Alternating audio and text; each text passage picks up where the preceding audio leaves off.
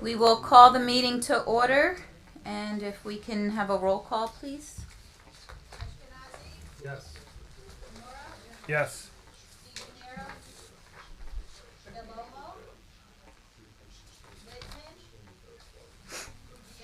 Yes.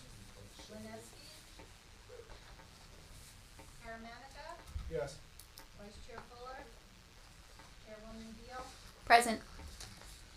Okay, we can stand for the salute to the flag.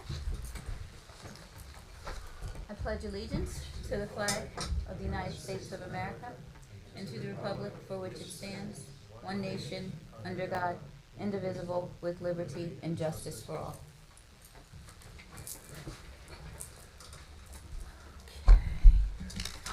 Okay, the notice requirements of the open public meeting law for this meeting have been satisfied. A copy of the notice having been sent to the Asbury Park Press and the Coaster and filed in the office of the Township Clerk. There is an emergency exit through the courtroom doors and 2 exits at the rear of the room. There will be no smoking. No new cases will be started after 9 o'clock p.m. and no new testimony taken after 9:30 p.m. In addition, the applicant will be limited to 45 minutes of testimony. All meetings will be video and audio taped and shown on the Township of Ocean's Community Cable Channel, Channel 22 on Verizon Fios, and Channel 77 on Cablevision.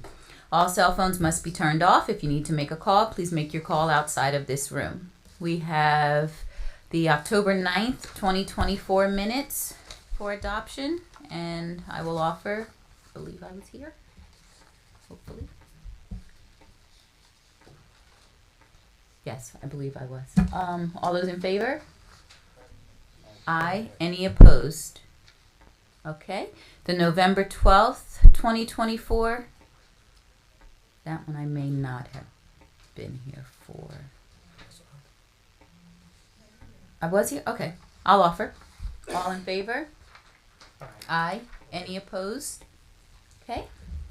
Following cases are carried to January 16th, 2025, needing to renotice. IAAT Services, LLC, 1418 Highway 35, Oakhurst 07755, Zone 0140.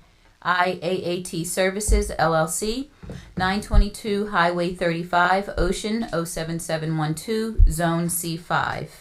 Our first continued case is the First French-Speaking Baptist Church, Block 38, Lots 71 and 72, 2795-2797 Asbury Avenue, Ocean 07712, R2. Attorney is Amanda Curley. The applicant is seeking preliminary and final major site plan approval to construct an approximately 14,096 square foot house of worship. The use is a conditional use in the zone. The applicant is requesting a conditional use approval where several bulk variances are also required. And for the record, we had 2 board members who were not present, but they did view the recording. Mr. Karamanica and what's the other board member? Mr. Ashkenazi. So for the record, they did view and statements have been signed. Okay, Ms. Curley.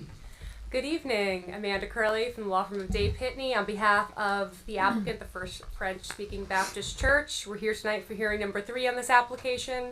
As you're aware, it's for preliminary and final major site plan approval, a D3 and several C variances to construct a house of worship on property located at 2795 to 2797 Asbury Avenue, also identified as lots 71 and 72 in block 38.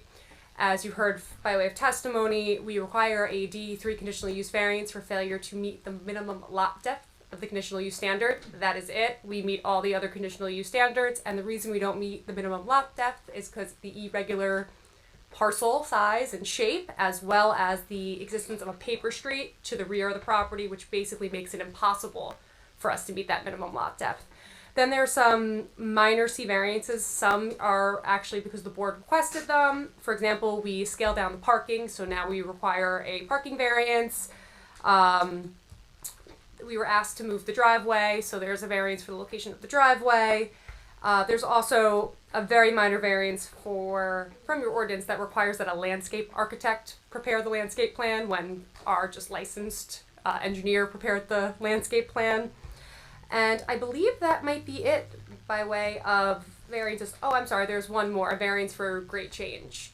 Again, that was discussed by our engineer Paul at the last meeting, and he will be back. He actually had just had knee surgery, so he'll be in the January meeting to give you all the planning proofs.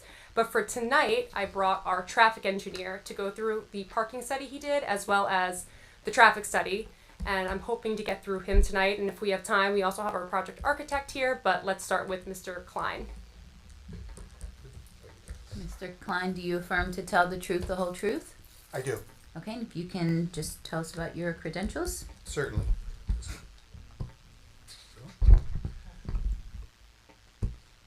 Still red dot. Yeah, I tried to. It Just talk loud. Oh, it's on. It's on. Just a red dot. My name is Lee, middle initial D as in Daniel, Klein, Klein. I'm a professional engineer in the state of New Jersey. My license is current and in good standing. I'm also a nationally certified professional traffic operations engineer, and that national certification is also current and good standing. I've been accepted as an expert, as a traffic engineer, parking analysis expert in well over 100 boards throughout New Jersey, some of them in Ocean County, Red Bank planning and zoning boards.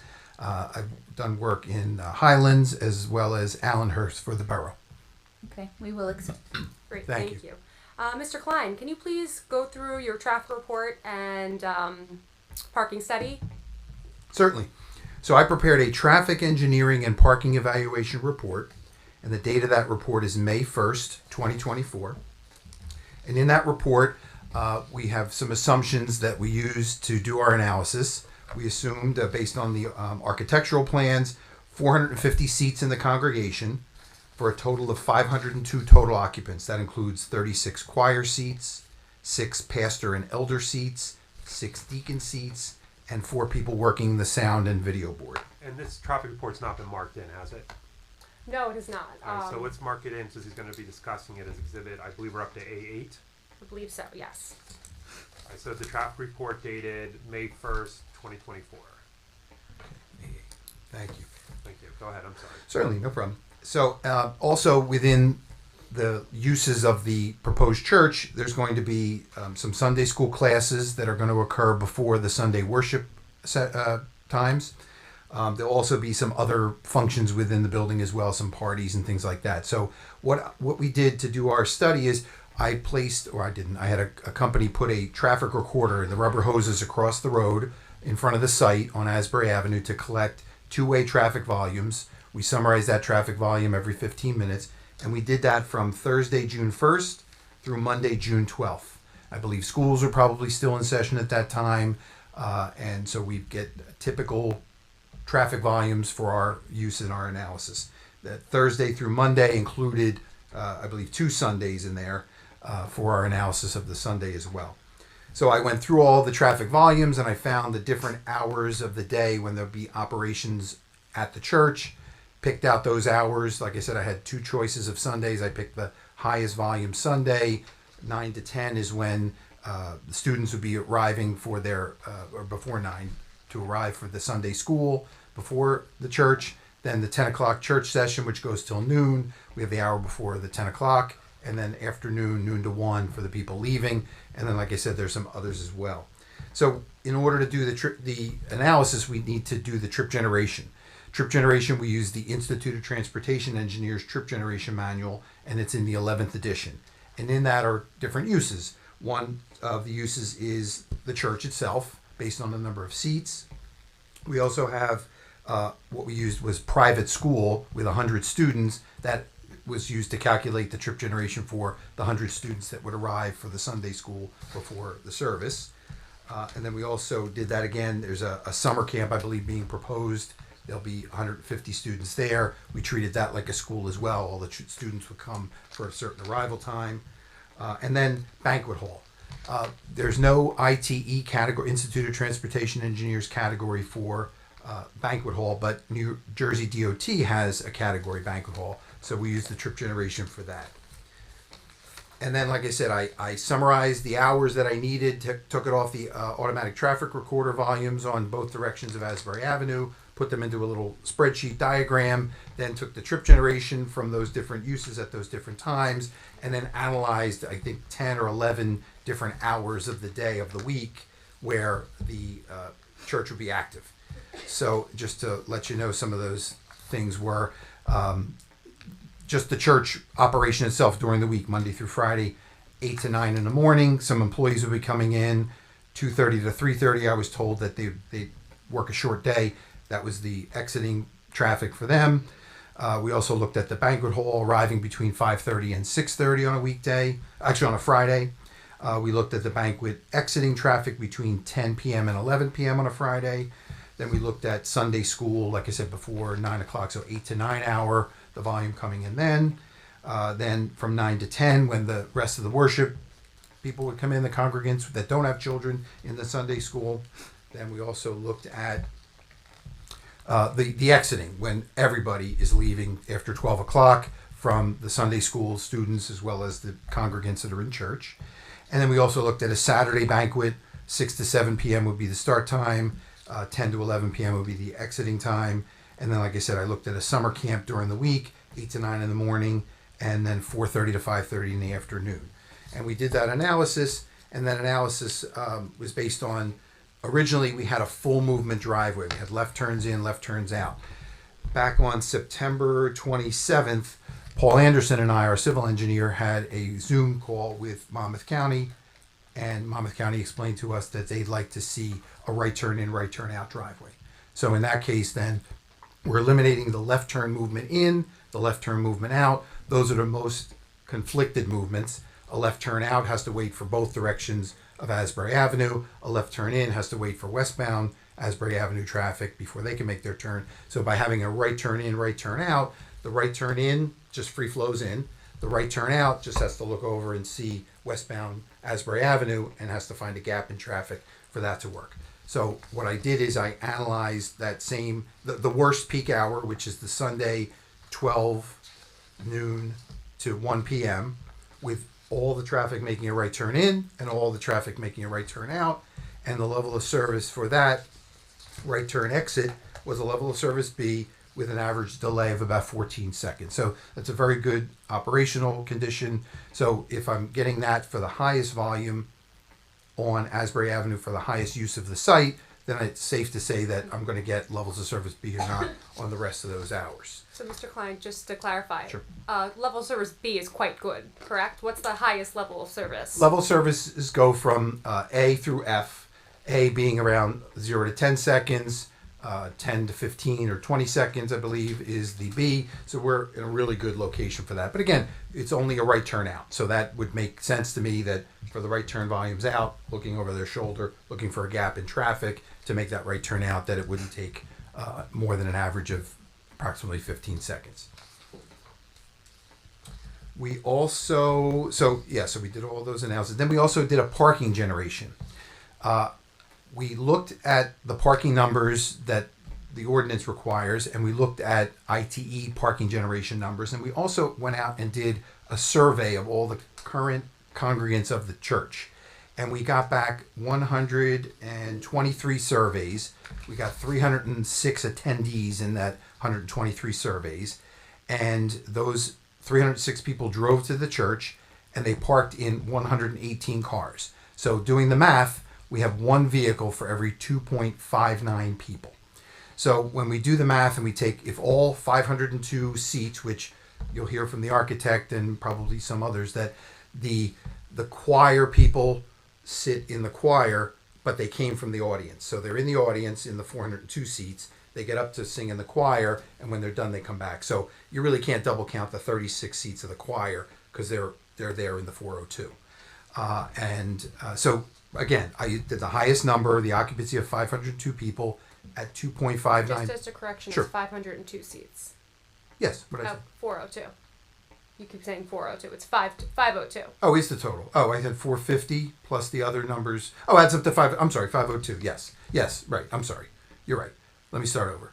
So, right, we have 450 seats in the congregation, the 36 for the choir seats, 6 for the pastors and elders, 6 for the deacons, and 4 for the video. That adds up to 502 total seats. Evan, you're saying 36 of those really aren't new seats because the members of the choir would sit in the general population, and then when they go to sing, they stand where the choir seats are.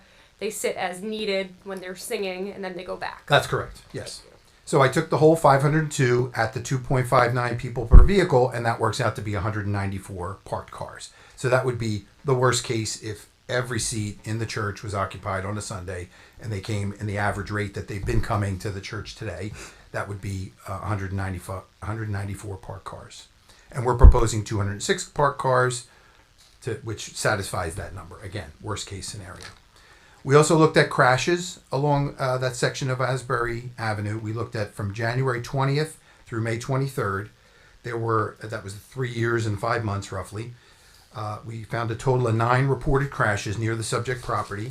And we didn't find, and the Manual of Uniform Traffic Control Devices gives us some guidance on crash analysis. So if we see 5 or more crashes that are, let's say, all left turns, making a left turn at a particular intersection, if we see 5 of those in a 12-month period, then we have to look at that as traffic engineers and try to come up with some solutions to improve that situation, whether it's better signage, phasing of a signal, restricting that left turn, whatever it ends up being. So in this case, of the 9 crashes that we got in that 3.5 year period, of those 9 crashes, we didn't see 5 or more of one particular type that we would be concerned about a particular movement or a particular way the traffic is flowing. So I don't see a condition that I need to look at any deeper than that. For the access, again, like I said, we met with the county back in September on a Zoom call, and we're going to do a right-in, right-out driveway. That's what the county said they would approve for us. The location of the driveway, I think you heard Mr. Anderson last time, that we're supposed to be within that 1/3 sweet spot of the frontage of the site, and I think we're off by a little bit. I remember the numbers being something like 75 feet instead of 62 or something. I don't have it in front. Oh, no. We're not in the center 1/3 of Correct. the We're not in the center. We're off by 20, less than 20 feet, 18. and that requires a variance. Correct. Yeah.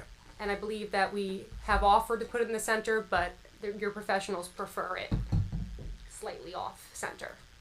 I think it improves safety and improves the sight distance there. With the profile of Asbury Avenue, I think we're at the pretty much the highest spot, so that sight distance is not obstructed at all.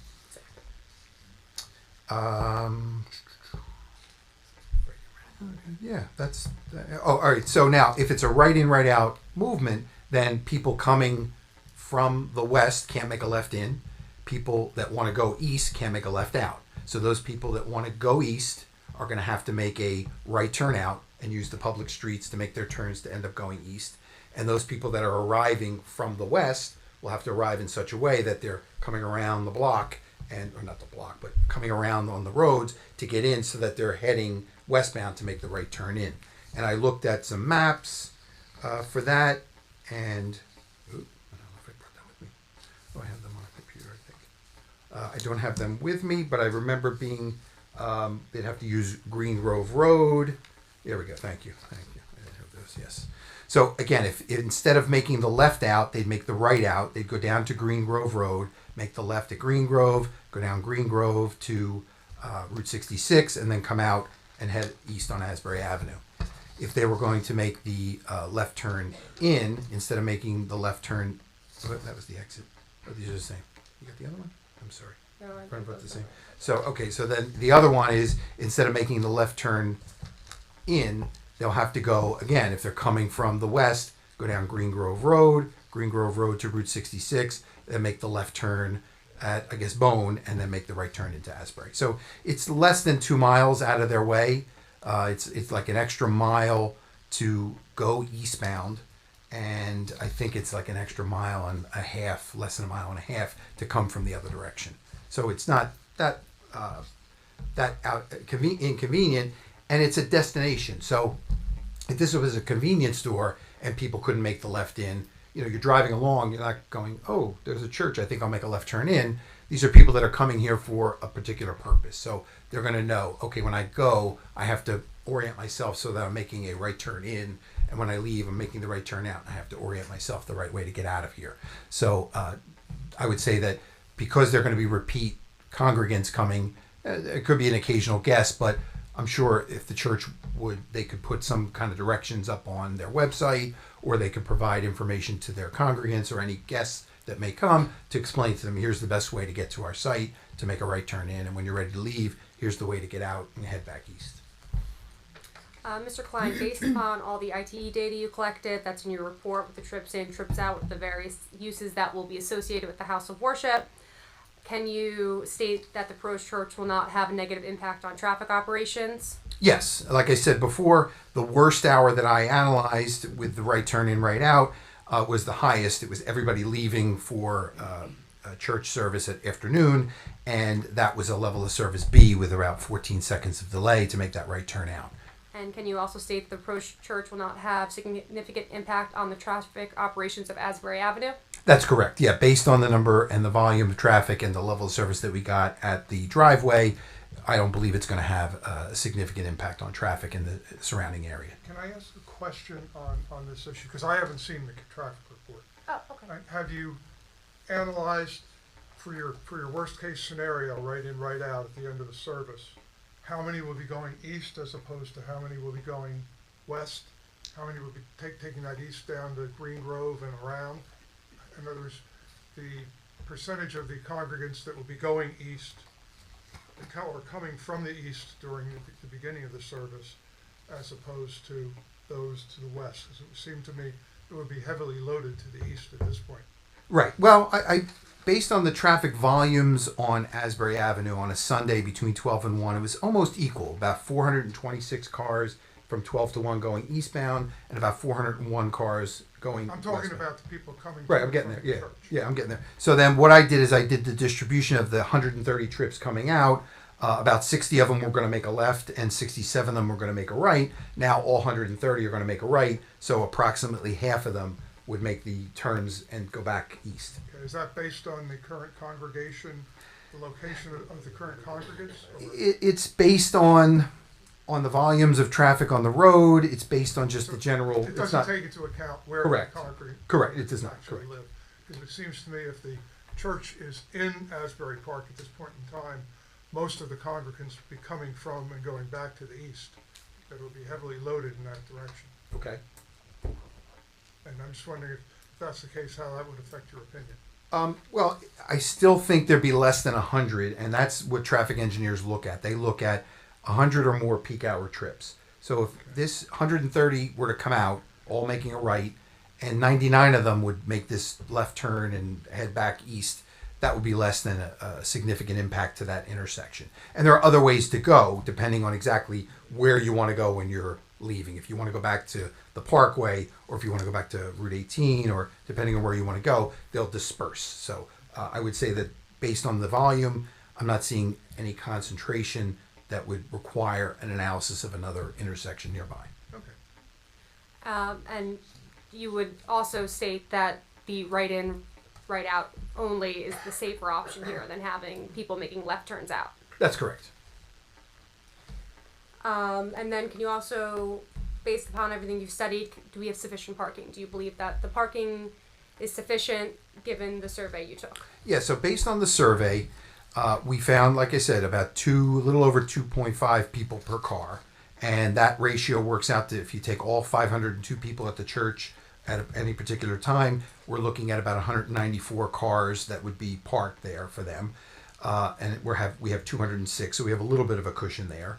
And again, I would say the 36 people that are in the choir are already in the seats. They're not double seated in that situation. So I don't think they'll ever get to 502. They'll get to 470 something at the most. Yes, I actually want to address that. In your report, you kind of do the worst case scenario. Correct. Oh, absolutely. I admitted that earlier. Yeah, 502 is the highest number of people that could fit in the building. And that number is Seats. really only for Sunday service. It probably would only be for Christmas, Easter, that kind of a thing. It wouldn't be for a typical Sunday service. A typical Monday, Tuesday, Wednesday, Absolutely we're not not. seeing Yeah, that. exactly. Right. All those other uses generate a significantly less number of trips. Like I said, a banquet Saturday night, 50 cars coming in. When they're leaving, 60 cars coming out on a banquet. So yeah, all the other uses within the building are going to generate a lot less than a Sunday I just service. want to clarify, we're not having a banquet use. He's using it for the traffic. I'm sorry. Yes, that's the technical term. We're going to we use. have our architect go through the project and the uses and but it's not going to be like parties and we will speak further that there might be one or two events, but not every Saturday night are we going to be hosting a banquet He just used it for his traffic analysis Right. to give you the Correct. worst case scenario. Correct. So I want to make sure you have a total of 218 spaces. Is that what- 206. The 218 is with the EV Oh, credit. credits, okay. with the EV credit. Okay. Yes. The 218 with the EV credit, and you said the max you think you'd ever have there 194. 194. Okay. And just for your knowledge, we were actually asked to, we had more parking, we were asked to remove parking and conduct the survey to give a realistic number on how many parking spaces we needed, and the reason for that was by eliminating parking spaces we were able to make greater buffers to the residential areas. So 194 you believe is the max. 206 you're actually providing, but 218 with the credit. Correct. Yes. Okay. Thank you. And then also be mindful that some of the congregants are children, so the children aren't driving cars, obviously, to the site. And that's all I have for Mr. Klein, if the board has questions. Okay, questions from board members? I just had one question. Is there a no left turn on Asbury Avenue in front of Sharon Drive? I don't believe so.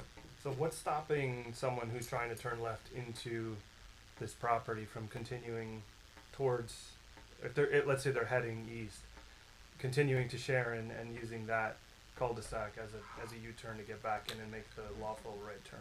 Right. So, like I said, we're going to explain to the church is going to explain to the congregants that this is the way you have to get to the site if you're coming from the west.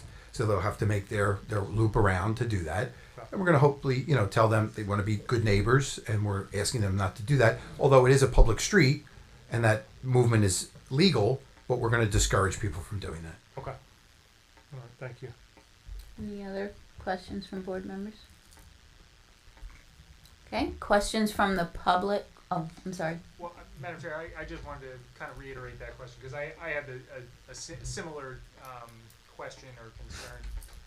I wouldn't want to restrict left turns into Sharon Drive because the people that live there make that left turn.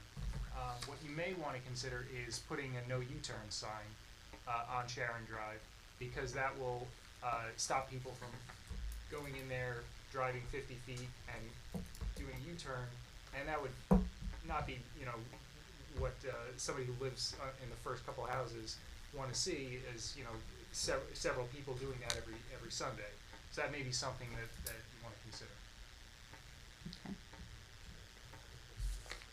Anything, Mr. Higgins? Okay. Questions for Mr. Klein from the public? And please keep in mind their questions. And if you can state your name and your... So can I just ask a question? Where were you proposing that we put this? So on Sharon Drive, which is the street to the east. Do they own that? No, it's a municipal street. Yeah, so how could they put Well, it would have to be something that is reviewed with the township engineer. Okay, so it would have to go before the town and ask the Yeah, town for yeah, that. Yeah. But if the town says no, you can't hold them. You can't hold them to it. They just have to make the request to the town. Yeah, I Just guess to that keep, would be. just to keep that things would be clean, because you can't require them to do something if the town says no, you can't do it. Sure. All right, no U-turn sign on, and you're agreeable, Ms. Carly? Yes. Okay, no U-turn sign. on And that would be Drive. pending township approval? They would have to apply to the township and ask the township if they can do it. If the township says no, it has no bearing on an approval if the board is inclined to give the approval, because you can't hold them responsible for something the town says no, we don't want to do. Gotcha. Okay. Hi, Nick Lordi, 13 Sharon Drive, Lordi. I'm not sure, sir, since I was not here, I'm going to assume that, I'm just going to pretend nobody's been sworn in yet. Sir, do you swear any testimony, can you raise your right hand, please? Do you swear any testimony you're going to give this evening will be the truth, the whole truth, nothing but the truth, so help you God? Yes, I do. All right, thank you. And just, I'm sorry, state your name one more time. Nick Lordi, Spell the last name. Lordi, And your address, please. 13 Sharon Drive. 13 Sharon Drive. Thank you. Go ahead. Yeah, I'd like to follow up on the comments with respect to Sharon Drive. But are they questions? Yes, they are Okay. questions. So does the audience and the people understand that Sharon Drive is a horseshoe? So people can drive all the way through, so no U-turn isn't going to make a difference. They'll just drive all the way around and come out the other side. With respect to the traffic study, when you were talking about people coming west, Mr. Orty, let's just take one thing at a time. Sure. So, Mr. Bennett, based upon that comment, Yeah, yes, it is a horseshoe. It's a municipal street, so there's nothing stopping anyone from driving along Sharon Drive. But putting a no U-turn sign there would give people who don't live there and don't know that it's a horseshoe, it would tell them that they, can't really make that movement that you're inclined to make if you're just trying to turn around to get to the church. okay. Okay. Sir, could you please clarify, when you were talking about the traffic flow, and you said the traffic coming from the west, you said that it will go up to Green Grove Road, I believe is what you stated. Green Grove Road is not east of the church, so they would have to go to someplace else, such as Sharon Drive or another street, to make a turn to come back to make a right turn into the church. So can you please clarify what the traffic flow would be and what the number of cars would be going through Sharon Drive, if that in fact is what your traffic flow is based on?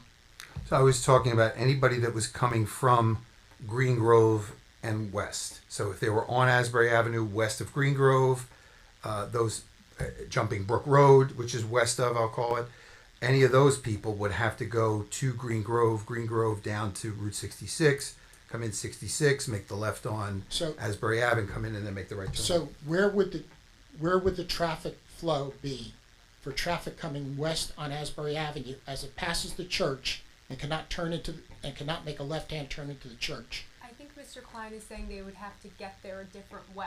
They wouldn't go along Asbury. So your expectation is that folks will not travel west on Asbury Avenue Eastbound. to get to the church? Eastbound. So if they're coming from the eastbound. west, they're traveling eastbound. Eastbound, sorry. When they get to Green Grove, they're going to be told by the congregation that they need to use Green Grove Road to Route 66, back up to Bowen, and then make the right turn in, make a left on Asbury and make a right into the site. So the expectation is they're going to take do you know what the distance is? Yeah, it's about about mile extra to go that way. A mile extra to go that way. From the Green Grove Asbury intersection back to the site. Correct. So the expectation is that the congregation would not use Sharon Drive, that they would follow those directions, is what you're stating? Correct.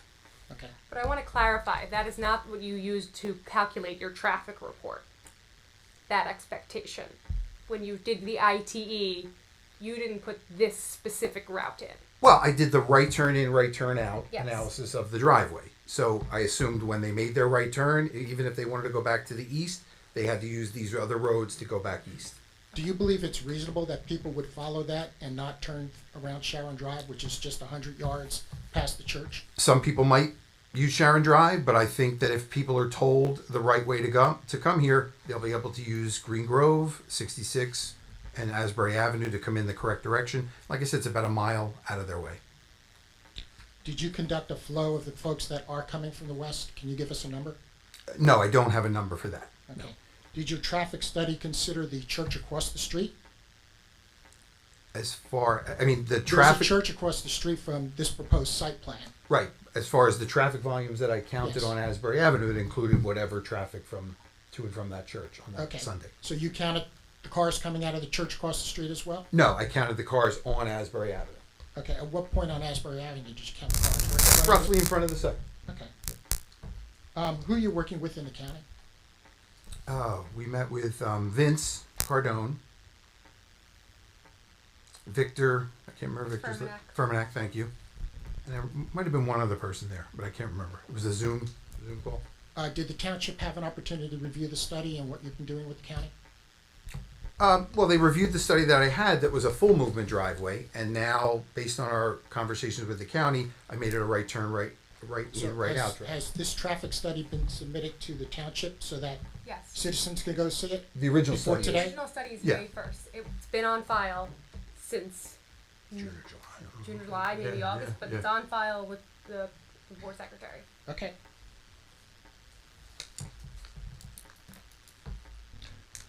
Your traffic study was done during June.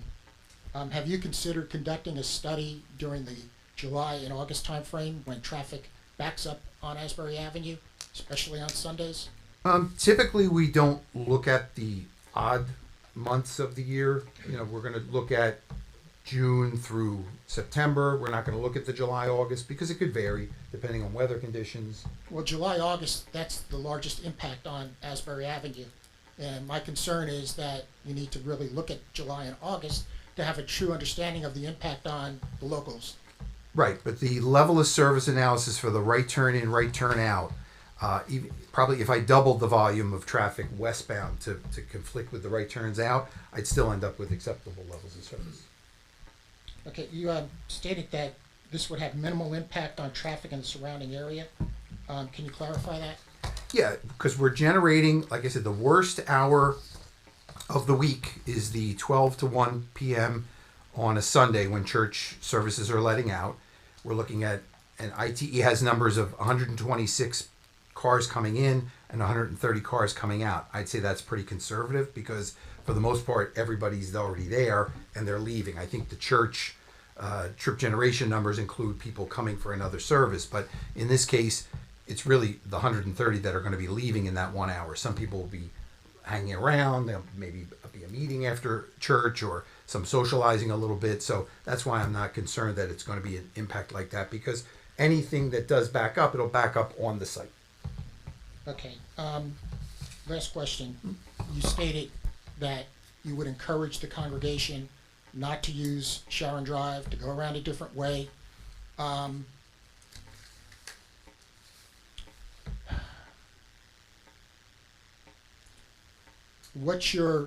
can you base that opinion? Do you have prior experience with the congregation that they would follow these directions?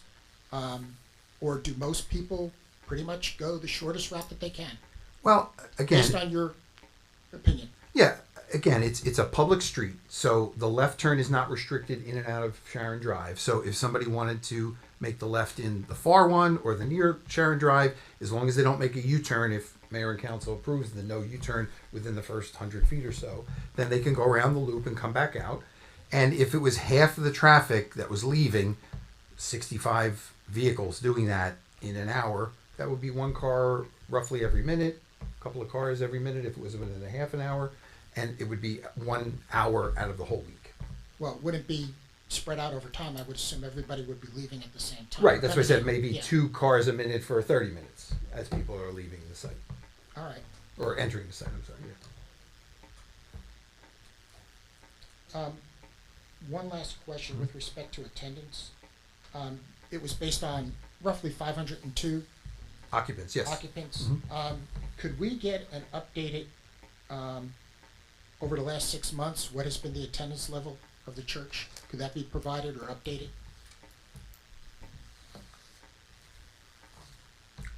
I mean, the survey I did is of the existing congregation.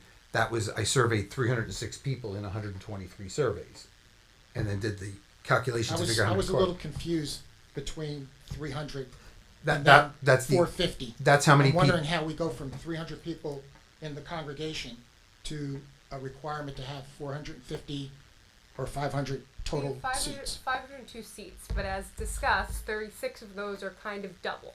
Per your ordinance, we have to include them because they're technically seats, but they're going to be empty. Then the people in the audience are going to stand up. Let me rephrase it. How do we go from 302 to 450? I mean, I think there's I can Yeah, go ahead. So we did a survey. Actually, I think we may have done 2 rounds of survey. I can't remember right now, but I prepared a questionnaire and I gave it to the pastor and he distributed it, hard copies, I believe it was. I ended up getting folders back, envelopes back with hard copies. So I got 123 surveys, and the number of people that were in those surveys, I asked people, do you come alone? Do you come with somebody else? How many people do you come with? So I did all the math, added everything up, and that was 306 people in 123 surveys.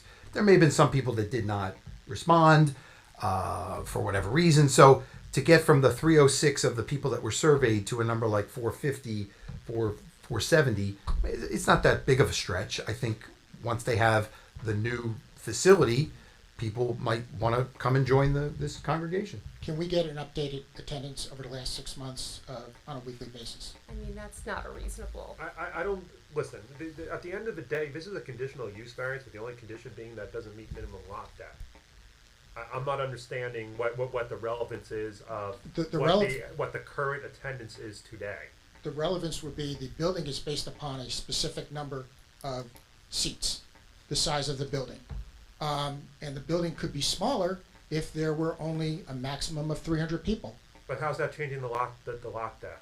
I'm not asking about the lot, I'm asking No, about the but size. that's what's at stake before the board is the lot depth. Yes. So how does the A smaller attendance building affect would the lot? allow, a smaller building size would allow a larger buffer between the building and the residences around. Which has nothing to do with lot depth. The lot depth would The be lot depth is going to stay the unchanged. same regardless of how big this building is. The lot depth is going to stay the same. Yes, And that's the variance which the board is dealing with. yes, And the buffer does meet the ordinance requirement. okay. So there that's has- not there has an to be a- issue before the There board. has to be a relationship between the two issues. Okay, And the only significant variance they're requesting is the lot depth. And that's only because it's technically a through lot, and the definition in the ordinance is that the lot depth is the shortest distance between the front lot line and the rear lot line. So no matter which of one of the two side lot lines has to be a rear lot line. so the size of the building is The irrelevant. size of the building is irrelevant as long as it doesn't exceed the percentage of building coverage that the ordinance permits. Which it doesn't. Yes, All right, So it's within variance. so basically our hands are tied as far as that issue goes. all right, thank you. Any other questions for the traffic engineer? And if you can state your name, address, and, oh, I'm going to swear you in. Do you swear any testimony you're about to give will be the truth, the whole truth, and nothing but the truth, so help you God? I do. And just state your name for the record. Michelle McKeon, M-C-K-E-O-N. I'm sorry, can you just do that slower? M-C-K-E-O like ocean, N like Nancy. And was Michelle with 2 L's or 1? 2. And what's your address? I'm protected by Daniel's law, if I could tell you privately later. Okay. Now am I free to go? Go ahead. Okay. I'll be brief. I know you said you looked at the traffic crashes in the last 3.5 years, but what span of Asbury Avenue did you get the reports for?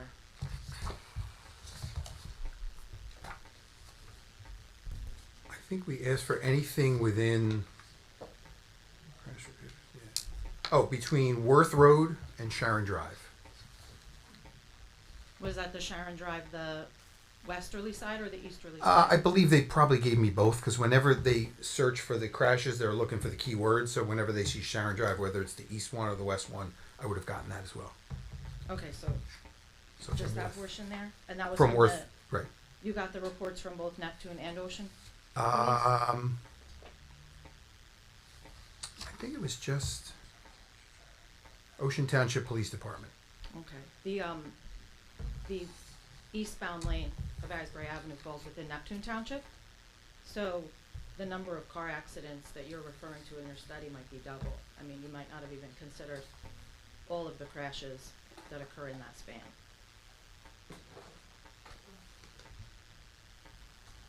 Mr. Klein can update his report.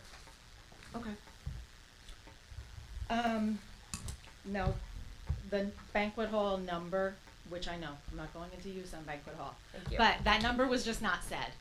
So when you did the calculations for what it was, it was like 100 for summer school, 150 for vacation Bible school, and then the numbers for the services, but the number for the traffic calculations for the Friday and Saturday nights, there was no number said there.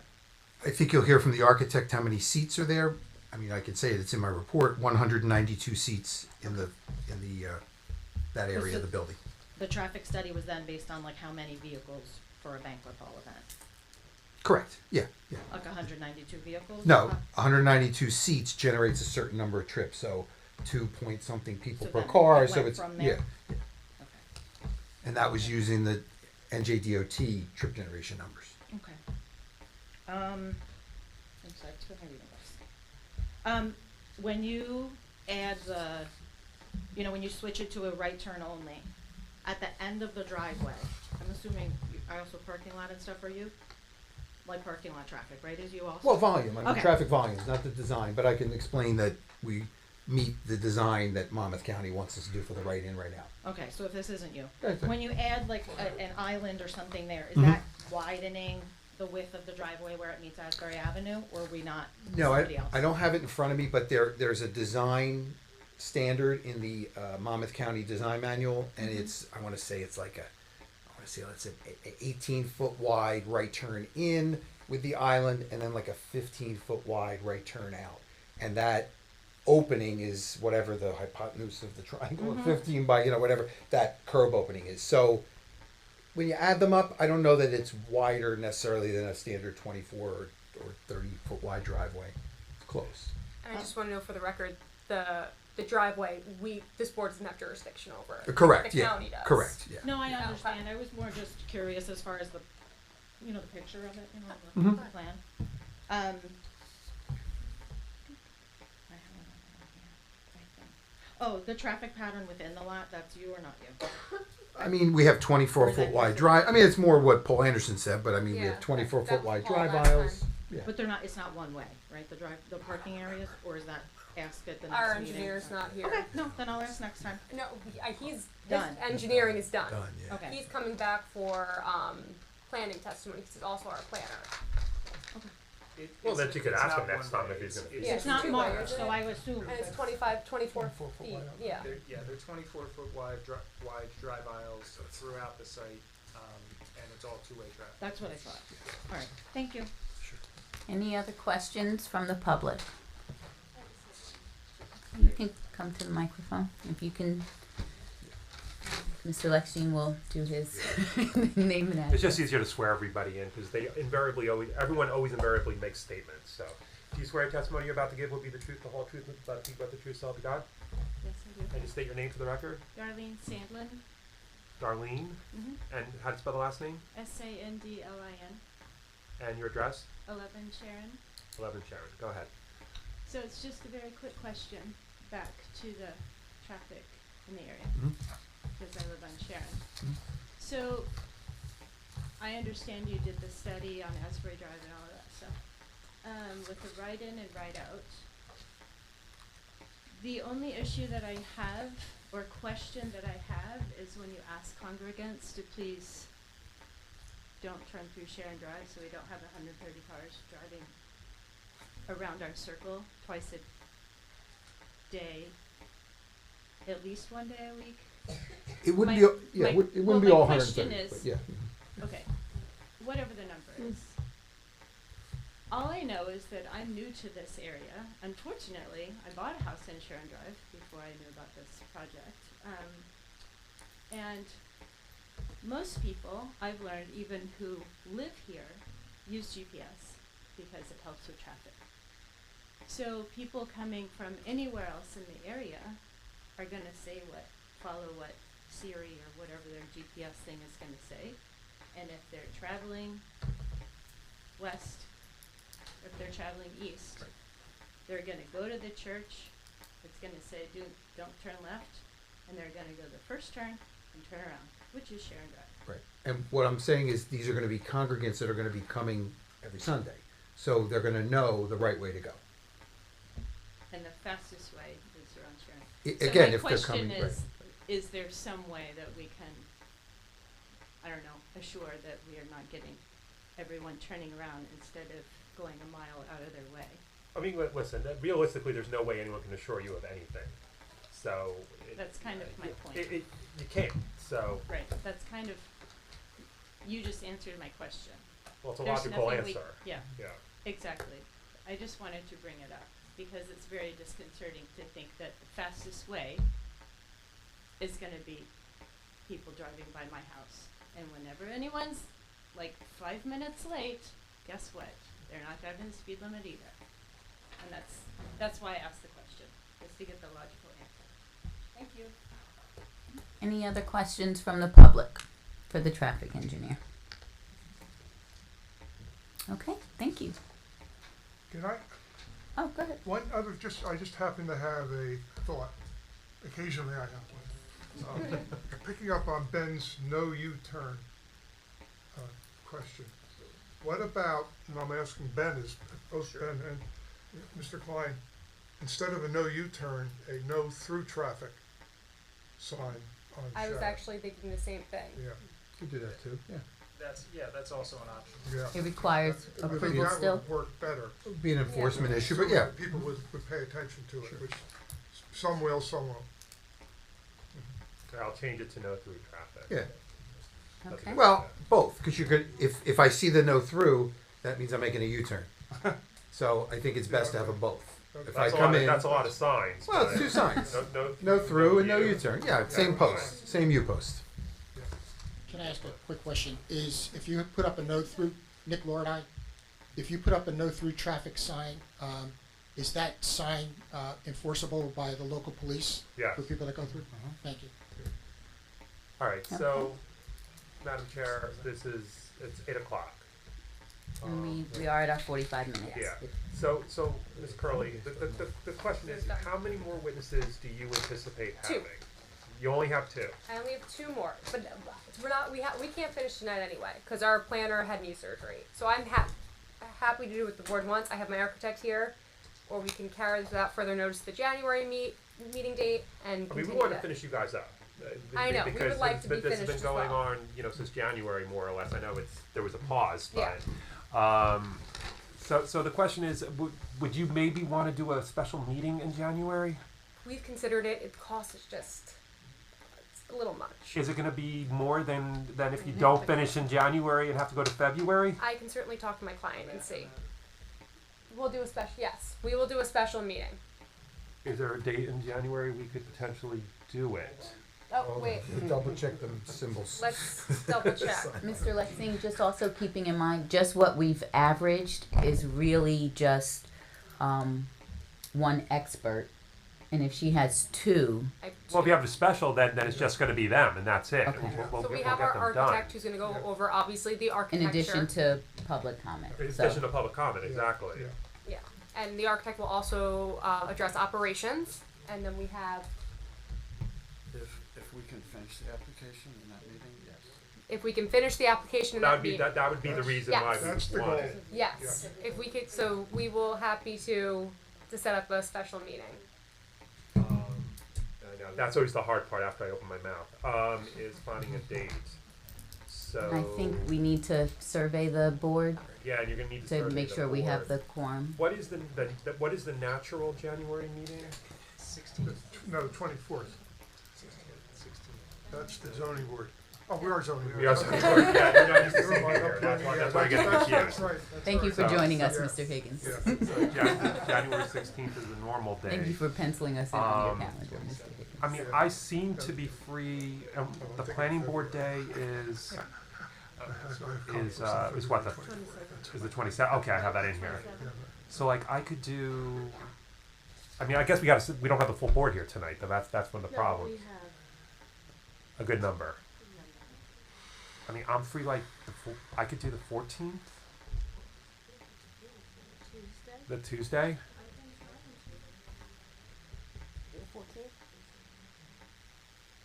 Does that work for everybody? I think that, so do I have to bring so Mr. Klein has finished his testimony, do I need to bring him back? I don't, unless the board has There some were reason. no other Yeah, there were no other questions. questions for him. So So yeah, no, let's, just your I- architect and your planner. If we could do the 14th, carry without further notice, and if in the event I find out in the next week that someone cannot make it, we'll pick a new date and I'll renotice. Does that work I for think that's very everybody? fair. Yeah, Yeah. that's good. So let's plan for the 14th. I'm gonna carry without further notice. And then if it doesn't work out with someone on my team, I'll let you know and then I'll notice with whatever new date we pick. No, it's 50-50. It's one of those. Right. Is there a day that's better for you, or it doesn't make it? It's not going to make a difference no matter what we do. It's not going to make a difference now until I get my son's schedule. So that's, I'm mom first, so that's. Yeah, of course. But I know Mr. Fuller, when I haven't been here, he's been here. You cannot. It's going to fall apart very quickly. Okay. How about Monday the 13th? Now the 13th, I definitely that one I know I can't How already about have the something. 16th? You're already here. The 14th, it's very probable, but just in case I get his schedule, DeLomo can make the 14th. he can. Yes. Okay. We want to make sure we at least have 5, and possibly more. I'm also good for the 14th. Okay. So that's So- 5 if it works for you. And our engineer is good for the 14th. For the planner, but Oh yeah, engineer and planner. Right, You've right, already right. seen him. He's coming back. So do Putting you on want to different hat. do you want to gamble for the 14th? Yeah. Yeah. Okay. I mean, if something happens, I know we would prefer the more board. sounds like you're not going to get a full board. Yeah, and what about the possibility of carrying it to the 16th for the purpose of defining a date? And even if it has to be early February, at least we'll get it done in one hearing. And we can schedule the new date on and we the could get 16th. So then you wouldn't Yeah. bring your people on the 16th because it would Yeah, just be yeah. for noticing only. Yes, And this way we can survey the whole board. Yeah, Does that make I everyone will prefer send- that? I'm fine with that. yeah. Okay. All right. So just for the Does that pub. mean that I have to come on the 16th? No. Okay. It would just be announcing the date. We'll just be Yes. announcing the date, which will have been worked out ahead of time. Great. So, all right. So just so the public is concerned, everyone over there, because I know you guys are interested. So we just want to make sure you guys are paying attention. This application is being carried to January 16th at 7 p.m. without further notice. With that said, we're not actually going to hear the application on January 16th. We're just going to be announcing that day. We're only carrying it for noticing purposes. We're going to pick a date where we're going to have a special meeting where we're just going to finish up this application. We just don't know what that date's going to be as we sit here right now. So to save yourself, the applicant's not coming, the attorney's not coming. If you want to save yourself a trip, you can just give Claire a call after the 16th and find out what the new date is. So like if you want to call the morning of the 17th and find out what the new date is, that's probably easiest for you. If you want to come to the 16th, you can hear the new date. But that's literally all we're going to do on that day is tell you what day it's actually going to be heard. All right? Without further notice. Without further notice. So you're going to need to contact, you're not going to get anything further in the paper. But I just didn't want everyone to come on the 16th and to waste your time coming because I promise you we will not be hearing testimony on the 16th. Okay? Thank you so much. Thank you. Thank you. Okay, the next case, Abraham and Margaret Moser, Block 76, Lot 2, 491 South Edgemere Drive, West Allenhurst, 07711, Zone R5. I will put it in the resolution, so no. Okay. Applicant proposes to construct a two-story side and rear addition, second floor addition, and install a raised rear patio. Minimum front yard setback, 30 feet required, 10.77 feet to second story front cantilever, 12.35 feet to two-story side. I lost my place there. Addition and second floor addition proposed. Minimum side yard setback, 15% of lot width, or 14.22 feet required. 5.8 feet two-story rear additions and second floor addition proposed. Minimum rear yard setback, 30 feet required. 7.30 feet to second floor addition. 11.87 feet to two-story rear addition. 13.81 feet to second floor rear cantilever proposed. Maximum lot coverage building, 25% of total lot area permitted. 33.01% proposed. Accessory structures including patios must maintain required 10-foot rear yard setback, 3 foot to raised patio proposed. Minimum driveway side yard setback, 5 feet required, 2.55 to extended driveway proposed. And Jennifer Krimko is the attorney for the applicant. Good evening, Madam Chair, members of the board. As you said, Jennifer Krimko from Ann Silgerman and Aaron here on behalf of the applicant. Oh, we're on. I just wanted to make sure that Mr. Carmonica and Mr. Ashkenazi listen to the tapes and that they are able to vote this evening should we get there. Okay. So as the board remembers, we put forth the testimony at the last meeting of our engineer, of our architect, as well as our professional planner, and the questioning of the professional planner had begun but had not concluded, so we were carried for that purpose. Rather than me make a summary of what happened, I think perhaps since Jim wasn't here at the last meeting, it might be best to just have him read his review letter, and it will essentially summarize what we're seeking from a planning perspective, and then I'll bring my planner back up for purposes of being questioned. That's okay with you, Madam Chair? Okay, it's dated July 9th, 2024. The applicant is proposing to expand an existing single-family residence. The site's an irregularly shaped 5,280 square foot corner lot with a depth of 30 feet at the north end and 96.25 feet at the south end, and a width of approximately 95 feet. The lot is undersized for the zone, and the building envelope is a very small triangle. Variance is necessary for a minimum front yard setback, 30 feet required. The existing front yard setback is 1.5 feet to the porch steps and 4.85 feet to the covered porch. The proposed modifications will reduce the size of the covered porch but maintain the existing setbacks. The proposed two-story addition will be 12.35 feet to the expanded second floor and 10.77 feet to the cantilevered additions in the front. Minimum side yard setback, 15% of lot width, or 14.22 feet required. The existing setback of the garage is set back 5.6 feet. The application proposes to remove 6 feet 3 inches, a 6 feet 3 inch portion of the garage, convert it to living space, and construct a second floor addition above the first floor. The resulting new setback will be 5.7 feet. The applicant should explain the reasons for the additions in the proposed locations.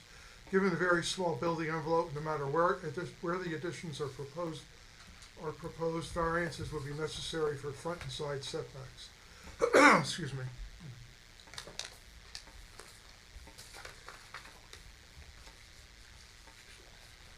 The primary issue with this is whether or not there is a significant negative impact. It should be noted that due to the nature of the properties on this side of South Edgemore Drive, all of the residences are located close to the street line. A minimum rear yard setback, the ordinance requires a minimum 30-foot front yard setback, and which is a minimum 30-foot rear yard setback, it should read. The plan proposes 7.3 feet to the expanded second floor and 11.87 feet to the two-story addition. Given the unusual shape of the lot and the fact that the rear yard abuts open water, I have no significant concerns with these variances. Maximum lot coverage building, the ordinance permits a maximum building coverage of 25% of lot area. The plan proposes a building coverage of 33.1%. It should be noted that the lot is significantly undersized. If the lot were a conforming 7,500 square foot building, the building coverage would be 23.24%.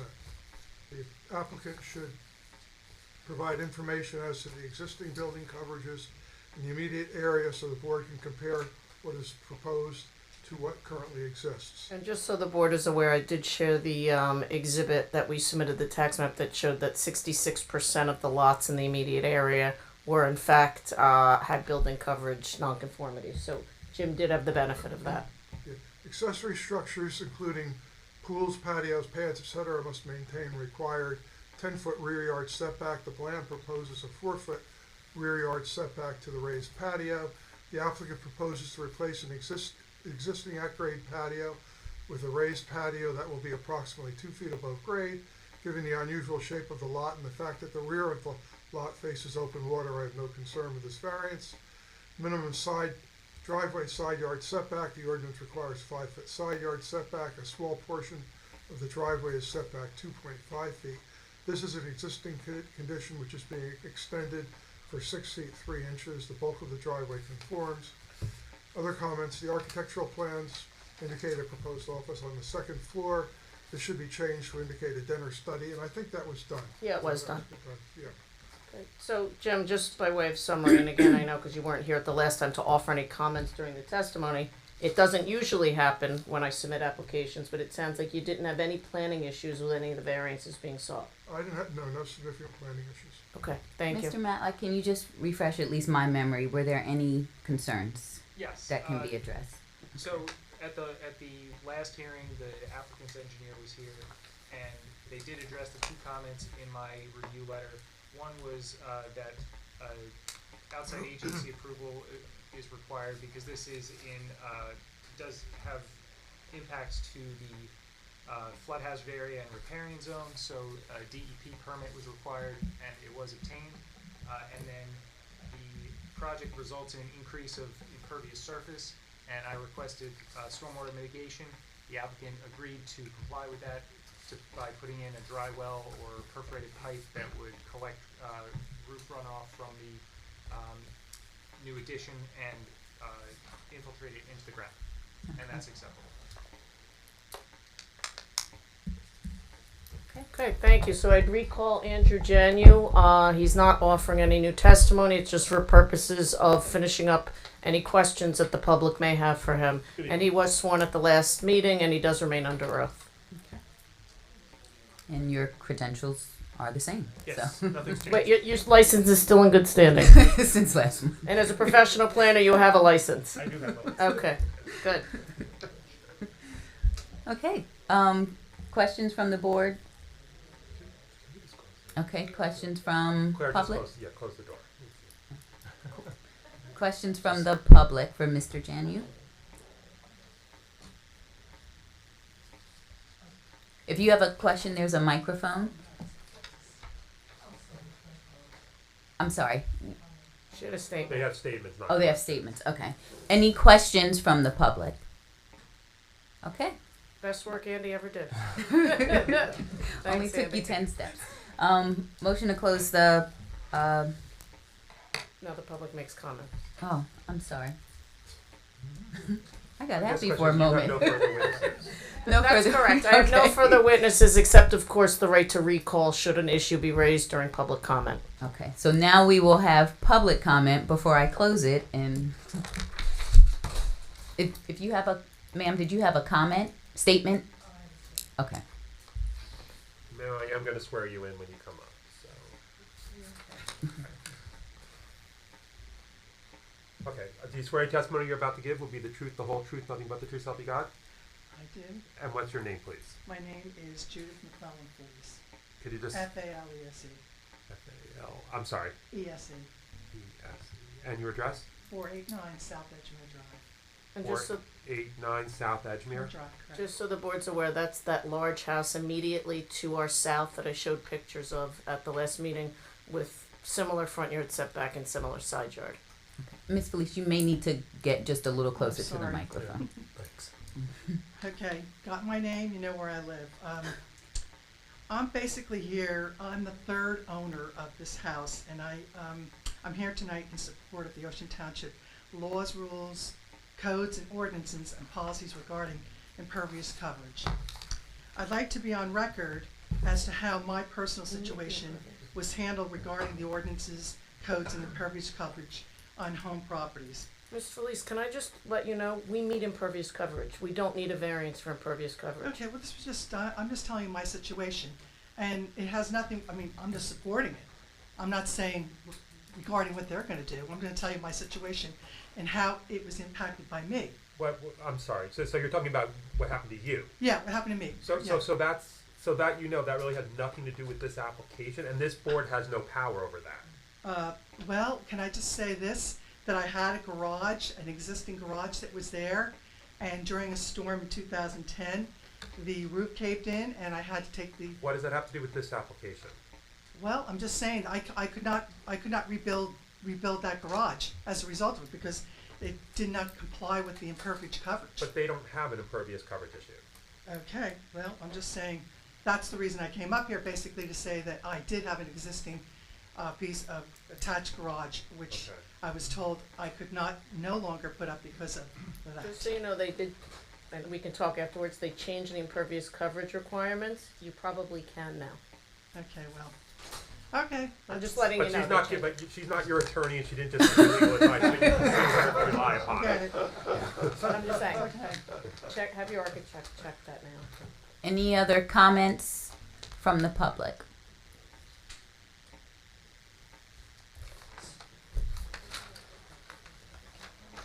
Evening, Roger Boyce. Yeah, I'm going to swear you in. Do you swear any testimony you're about to give will be the truth, the whole truth, nothing but the truth, I so help do. you God? And just state your name for the record.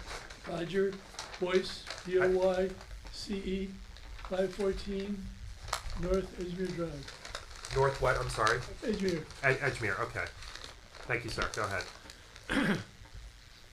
This is a totally excessive variance request. For example, side yard setback is 14 feet required, 5 feet proposed, 60% reduction in the setback. Front yard setback is 30 feet required, 10 feet is proposed, a 65% reduction. Rear yard setback, which is on the lake, 30 feet required, only 7 feet proposed, a 76% reduction. This variance goes way beyond addressing any unique hardship Instead, it appears to attempt to maximize developmental potential of the property.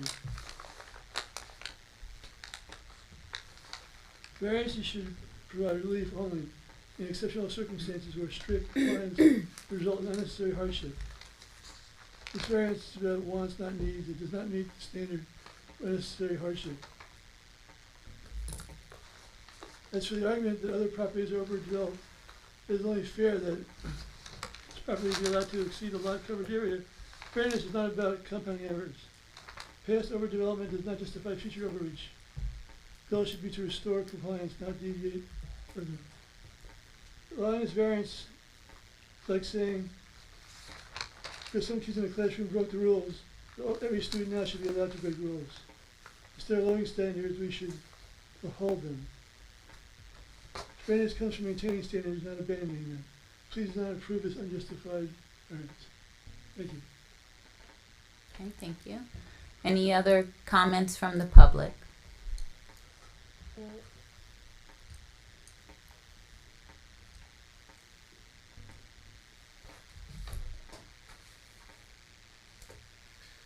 All right, ma'am, do you swear any testimony you're about to give will be the truth, the whole truth, and nothing but the truth, so help you God? I do. And just state your name for the record. Nancy Flanagan, 507 Beechwood Avenue, West Could Allenhurst. you just spell your last name, please? Flanigian, And 507 Beechwood Avenue. Beechwood Avenue in West Allenhurst. Yes, Beechwood. Thank you. thank you. This situation is about needs and wants. And what is wanted, if this couple wants to expand their vacation home for entertaining a few months of the year, and as a board member pointed out last month, they haven't owned a home very long and were aware of the size when they purchased the home. The reality of this situation is that this lot should never have had a house built on it in the first place, but it's too late to change that right now. What is possible now is to not make a bad situation worse. The argument that the attorney made last month, that many other homes in the neighborhood, and she repeated it today, that many other homes in the neighborhood exceed the lot coverage. So therefore, this home expansion should be permitted. It's like telling a child, when a child says, all the other kids are jumping off the bridge, why can't I do it? No, no, no, no. That argument supports no more expansion. The argument that the other homes have expanded is not a reason to make a bad situation worse. It's time to look at the whole community and what the needs are in our neighborhood, not what the wants of a single homeowner has. The needs are that this whole community needs Deal Lake. Deal Lake is our natural resource, and as we as community members have an obligation to take care of our lake for us now and for years to come, the lake is much improved from years past, but we need to continue to do the work to keep it healthy. This property owner has not been a good steward of the lake. Near the lake, at least 2 large trees, and I have pictures here, have been allowed to be covered in vines, and we're probably going to lose those 2 big trees and a third So big ma'am, tree. if you're going to refer to pictures, I got to mark them in. So we'll mark them in as, how many photographs do you have? Question the relevance of trees on the property. If you want to, I mean, I would she can present her pictures. I would challenge the board accepting them into evidence as relevant to any variances being sought. But again, my objection's noted for the record. It's not relevant. The board is only allowed to consider relevant evidence, and the planning purposes behind this application have nothing to do with how various individual homeowners care or don't care for their trees. If there's an issue with the trees, I suggest Ms. Flanagan reach out to the tree preservation officer, who would, if there's a tree that looks like it's not being taken care of properly. If I could may enforce finish, it. rather than be interrupted, So- yes, Wait, I have no, more to ma'am, say ma'am. about it. Miss Flanagan, hold on. She's the attorney for the applicant. She has a right to object. Interrupt? She's not interrupting. She's making an objection, which she has a right to do. You have to remember that this is like a little courtroom, Yes. and you're a witness testifying. the applicant's attorney has a right to say, Your Honor, I interrupt, just like you would see on any TV courtroom drama. So it's not a don't interrupt me thing. She has a right, she has an obligation as the attorney to do that. So you wanted to present your pictures, and what is the point of these pictures? Is just to show that the trees are there? That these, we are in the neighborhood will probably lose the trees, which makes a difference about the water in the neighborhood, which I'm getting to the flooding portion of it. So the applicant's attorney does make a good argument that that's not really relevant because they don't need a variance for anything that you're asking about. That there's nothing, this board cannot deny an application based upon the idea that a tree is going to be cut down that's going to adversely affect the water. Well, that's what you just said. No, I said that was a concern. So what's the relevance of the pictures? We would like to keep our neighborhood as safe as possible. We have an issue with flooding. This was taken in September of 2023. The more the lot or coverage we lose penetrating surfaces, we lose trees in the neighborhood, and a consideration that should be considered and has not been addressed is that the Corley's Avenue Bridge is getting ready to be replaced. And when the Corley's Avenue Bridge is replaced, and there is a need for that, we are going to lose more trees and more. The applicant has no control over the Corley's Avenue Bridge. This board has control over whether or not. Yeah, but you're talking about things that have nothing to do with the applicant. You're talking about trees coming. I understand you're concerned about the trees, and I'm not saying that you don't have a right to be concerned about trees. This board can't deny an application because you're going to lose trees because the Coriolis Avenue Bridge is going to be taken down. Is going to be changed. You're going to lose trees. They can't. If the board denied the application based upon what you're saying right now, this application, and they sued us, we'd be overturned in a heartbeat because it's completely irrelevant to the application. You have to stick to the property. Can I just ask a question? Does lot coverage have something to do with the services? Lot coverage does, but you're now talking about a bridge, and trees coming down at a bridge, And which our have lot nothing to coverage do complies. with this. Yeah, the ordinance permits 65% lot coverage. They're proposing 45%, 20% below what the ordinance would otherwise permit. So the board really, and then you can. No, I agree. If they comply with lot coverage, the board can't consider it. then lot coverage isn't an issue before this board. I find that very disappointing that our neighborhood may end up with flooding as a result of this board not considering the whole community and looking at it for the wants of one. And that's I will not, just ask I don't Mr. think, I don't- go Mr. ahead. Matlack, when you had talked about the stormwater, does that, the two components, of course you can't guarantee, but does that mitigate the flooding that Yeah, the that's, witness? I was just going to say, the increased impervious area, the applicant has agreed to capture that runoff from the new impervious area and infiltrate it into the Building ground. coverage That, isn't drainage. just by doing that, Okay. that prevents an increase in stormwater runoff from the property. But one more So question. the pictures that she was showing Right. would not. I just have a I don't follow-up. know what the pictures were, but It was She what said I'm they saying were is of that the tree. no. Madam Chair, may I ask a follow-up question to Ben that I think will shed some light on this? Sure. She showed pictures of flooding from the street. The way our property is sloped, our runoff goes into the water, correct? yes. And what is being proposed by the grading and drainage by our engineer and was offered by testimony from engineer, any new impervious coverage will either be collected and aimed towards the water or will go into the water. Well, yes, and But- in addition to that, new runoff from this building addition is going to be captured and Ultimately- infiltrated into the ground. Right, and which will ultimately go into the water. Well, So any flooding that's in that area is coming from off-site or probably somewhere inland or upland from where we are, because as you know, in the coast, everything's sloped down towards the water because ultimately that's where it's going to go. So Okay. what we're proposing isn't going to have any impact on that. And then secondly, as it relates to being the steward, and I'm asking Ben because I'm not going to put my engineer back up. As it relates to being the steward of the lake, that would be the State Department of Environmental Protection would be charged with ensuring that any environmentally sensitive areas were protected. Right. And by us getting the DEP permit means they reviewed our drainage, they reviewed our grading, and we're not going to have any impact on the lake. You obtained a permit from the DEP and they approved it, yes. Okay, thank you. Okay. Ms. Flanagan, any other comments? Okay, any other comments from the public? Yes, sir, if you can come to the microphone. And Madam Chair, while he's coming up, I didn't want to question Ms. Flanagan because I know that she isn't a professional planner and I didn't want to get contentious. But I just want to point out, it has never been the applicant's position that because other homes are over in coverage, we're entitled to it. We're required to demonstrate under the municipal land use law that we're not having a negative impact on the character of the neighborhood.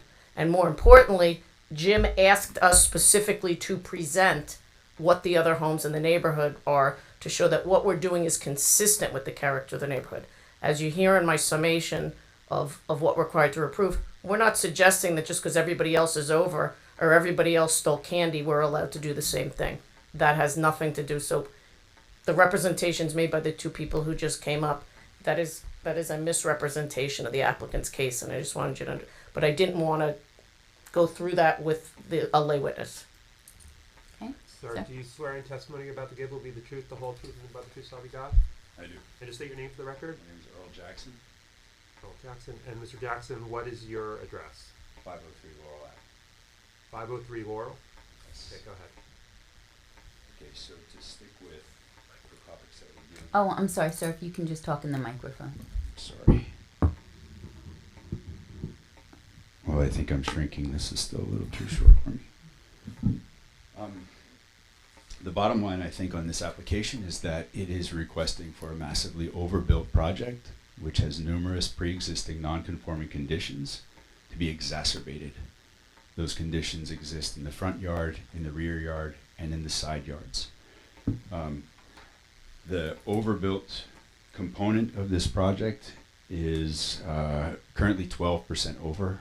They're asking for it to go to another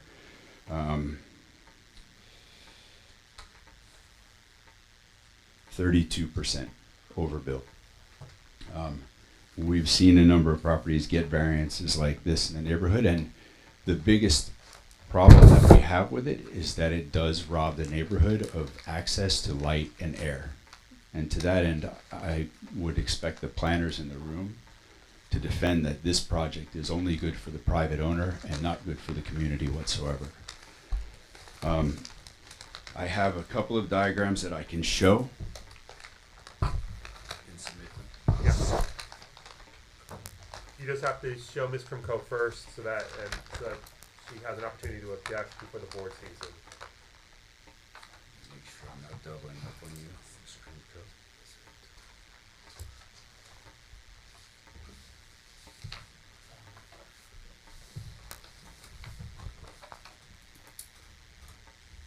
And Mr. Jackson, what is this exhibit? It's a series of exhibits that demonstrate the extent of the overbuilt and extension of the pre-existing non-conforming conditions. And the source of this, did you get it from the board file, or how did you do this? I extrapolated this from the board files, the files that were submitted by the planners, the architects, and the engineers, using their documents as a background, and simply highlighted the condition, because I know oftentimes in a room like this, when we throw numbers around, like what is 7 feet as opposed to 30 feet, or 5 feet as opposed to 14 feet, those numbers kind of hang around in the air without a graphic to support how much impact those kinds of things actually have. All right, and Mr. Jackson, how many pages is your exhibit?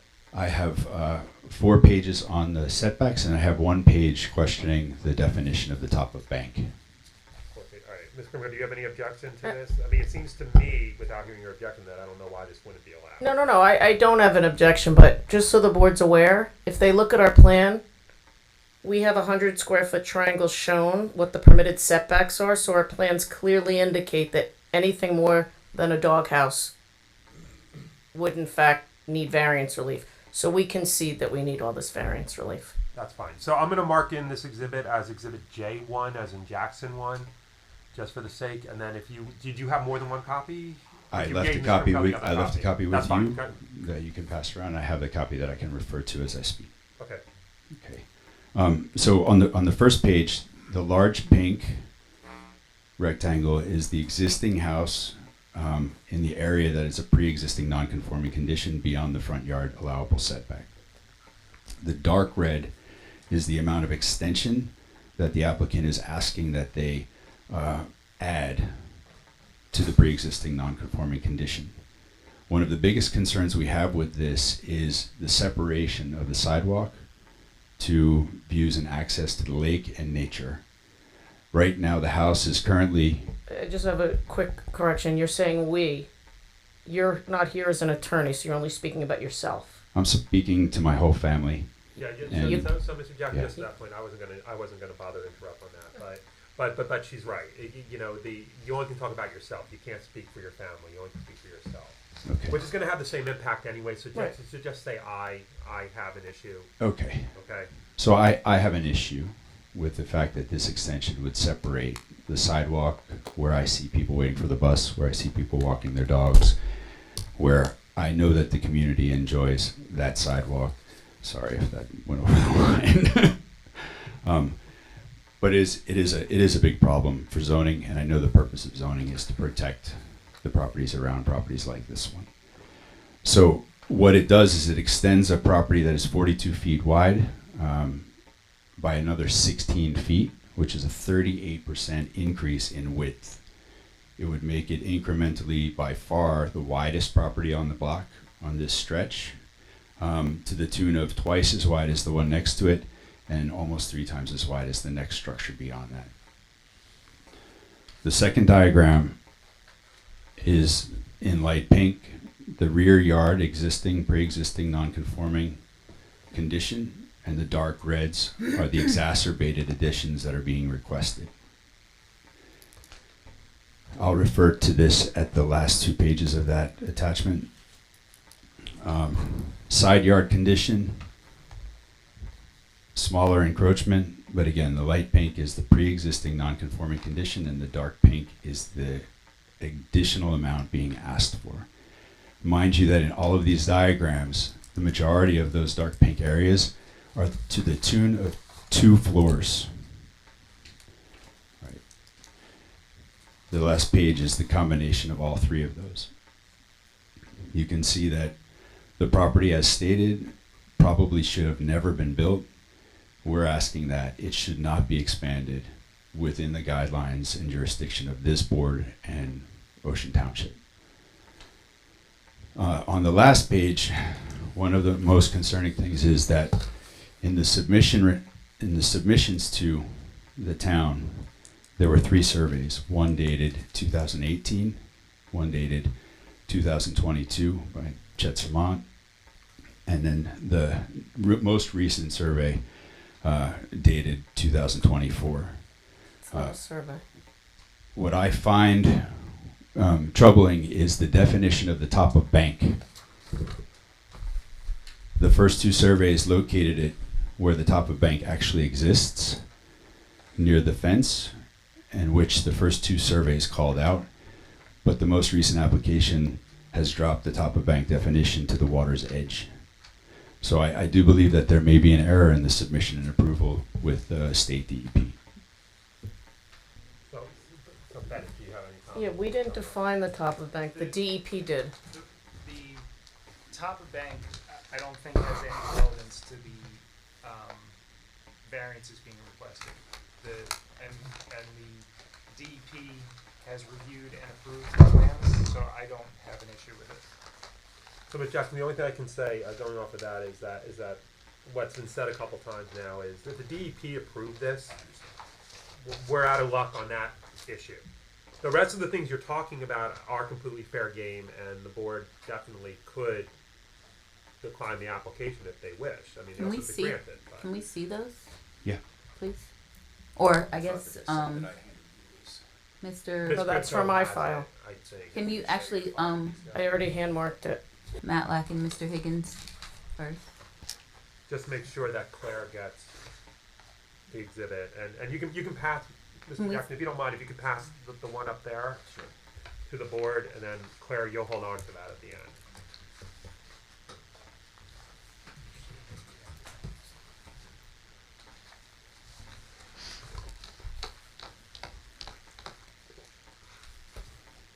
In addition to the diagrams that I shared, I already mentioned built coverage of 33% proposed, 32% overbuilt, which we ask you not to approve. Rear yard setback, I think this is one of those conditions where I would expect that building right up to the top of the bank would be an issue. It's an engineering issue. I know that professionals in the room have presented to that end, but I would question that presentation. And then lastly, So that's the question for the engineer. I'm sorry, say that again. so the building coverage, rear yard setback, 3 feet proposed, whereas a minimum of 10 is required, does register incredibly close to the top of bank, and I have seen the floodwaters come up to within a few feet of that fence in the past. So the rear yard setback is 30 feet. 7.3 feet is the existing. 30 feet required. 30 feet required. To the rear property line. Right. And that is not changing. The addition to what's currently the garage is 13.43 feet. And I'm sorry, there's a second story addition in blue on the plan that's 11.87 feet, but that's Sure. I'm referencing the letter that you provided that says rear yard setback to raised patio of 3 feet proposed, whereas minimum of 10 is required. okay. Yes, the patio has a smaller setback. I apologize. Yeah. So I think that should be taken into consideration. And then lastly, driveway side yard setback of 2.5 feet proposed, whereas a minimum of 5 is required.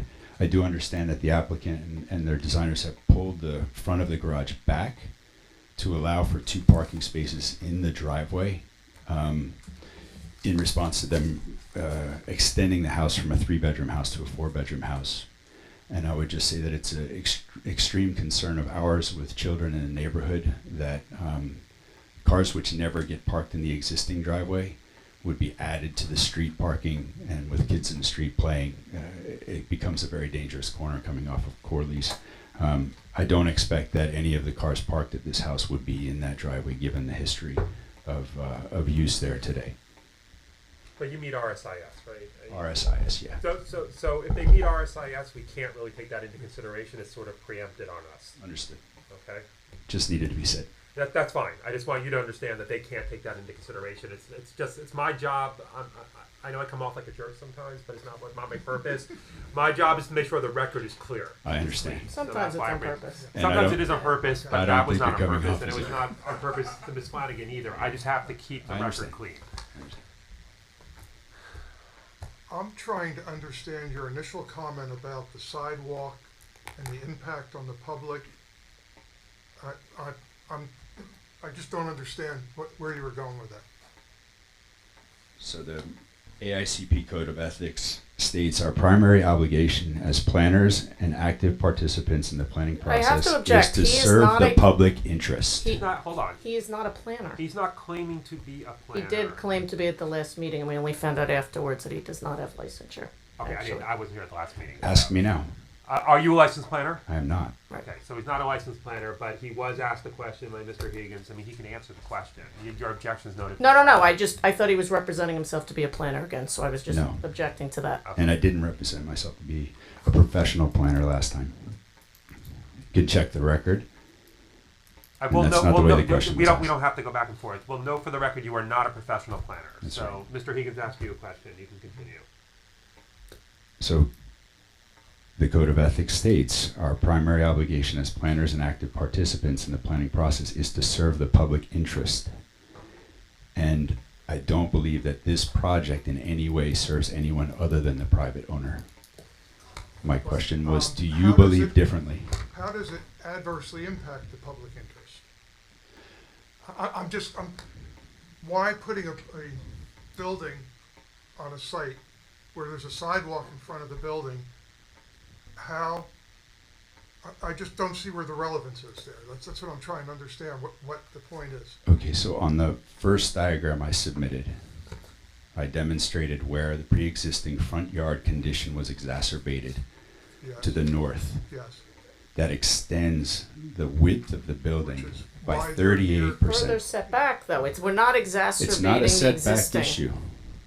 You are exacerbating the existing. Okay. That's why they're here for a variance. Exactly, right. Yes. And that's why we're here to object, because it shouldn't be approved. Okay, but there's a hardship. There's a clear hardship due to the shape of the site. I mean, there's no question that there is a hardship with this application. And the only real question is, what's the negative impact? The negative impact, as I see it, Yeah. is every morning I wake up and I see that sidewalk in action. I see the sun come up over it, But how's and that- I see people walking their dog there. I see children waiting for school buses there. Still will. How I does this enjoy. impact people using the sidewalk that's in the public right of way? I didn't say it impacted people using the sidewalk. I said it robbed the community of access to light and air In what way? by blocking the sunrise, by Okay. blocking So- views of the lake and So nature. if they were to take a row of 30-foot high evergreen trees, put them right behind the front setback line, across there, it would have the same exact effect. I can rephrase this. It blocks our access to nature. So if they put trees there, go ahead. We still have access to nature. What I'm arguing is that development should not rob our access to light and air and access to nature. So I did not save you. So let me be clear. So, under the law, you don't have a right to a view. You understand that? I did not save you. You said nature. I You said don't have light. a right to nature. I said light and air. But then you would, to Mr. Higgins' example, to light and air, if the trees were put up, you would be blocked light and air. It depends on what kinds of trees and whether Well, they let's followed assume the that local they're- code. Let's assume that they're trees that would block light and air because they're fully full trees. You would be blocked with light and nature. Maybe we should go back to the tree council that Mrs. Krimko referenced earlier for the tree discussion. Wait, what? I don't know. When trees were brought up as an issue earlier, it was No. dismissed. It was So dismissed now because you're it has no introducing releva- It has trees. no relevance to this application. So how does trees have relevance to the It- objection that they- the site is what the- overbuilt? I mean, I don't want to have a back and forth. What Mr. Higgins is basically pointing out to you is that your argument is you can't build this because you're going to block the light. You're going to block the light in nature, which you're going to say is not about view, but it's about view. That's what you're saying, because you want to be able to view nature. So no matter how you parse it, you're talking about a view, and you don't own the view. So his point is only, it's not about trees per se. It's about the fact that nature could grow itself into a tree, and you would be blocked the light and air that you're saying that you're looking for. So going back to Mr. Higgins' question, how are you negatively affected by this house? Your answer can't be that you're being denied light and air because you could be light and air without them doing anything. There's plenty of trees. But that's a supposition, right? We don't have control over what nature will do. We do, as a board, have control over allowing or denying this variance, and this variance is suggestive of a massively overbuilt property. So what we're asking is to deny the overbuild. What might happen with nature has no relevance to the variance application. You raised it. I mean, I said the building I have a would follow-up stand. question.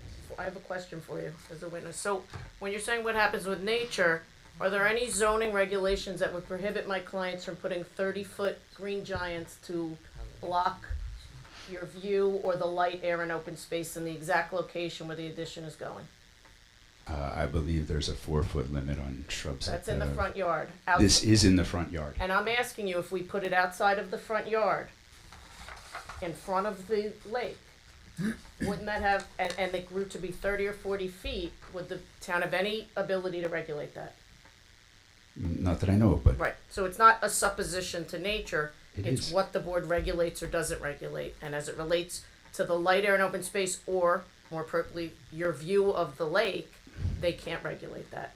I do not think that we're here to challenge a proposal for planting trees. We're challenging a proposal to extend a pre-existing non-conforming building, Understood. and that's what I'm speaking And against. that's a legitimate argument, but the question from reason. Mr. Higgins was what the negatives are, and your negative was that we're not gonna have our view.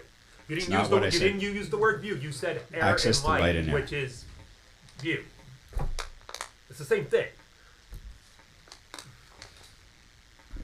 And it's in the AICP Okay. Code of Ethics. We understand. It's the number one thing zoning protects.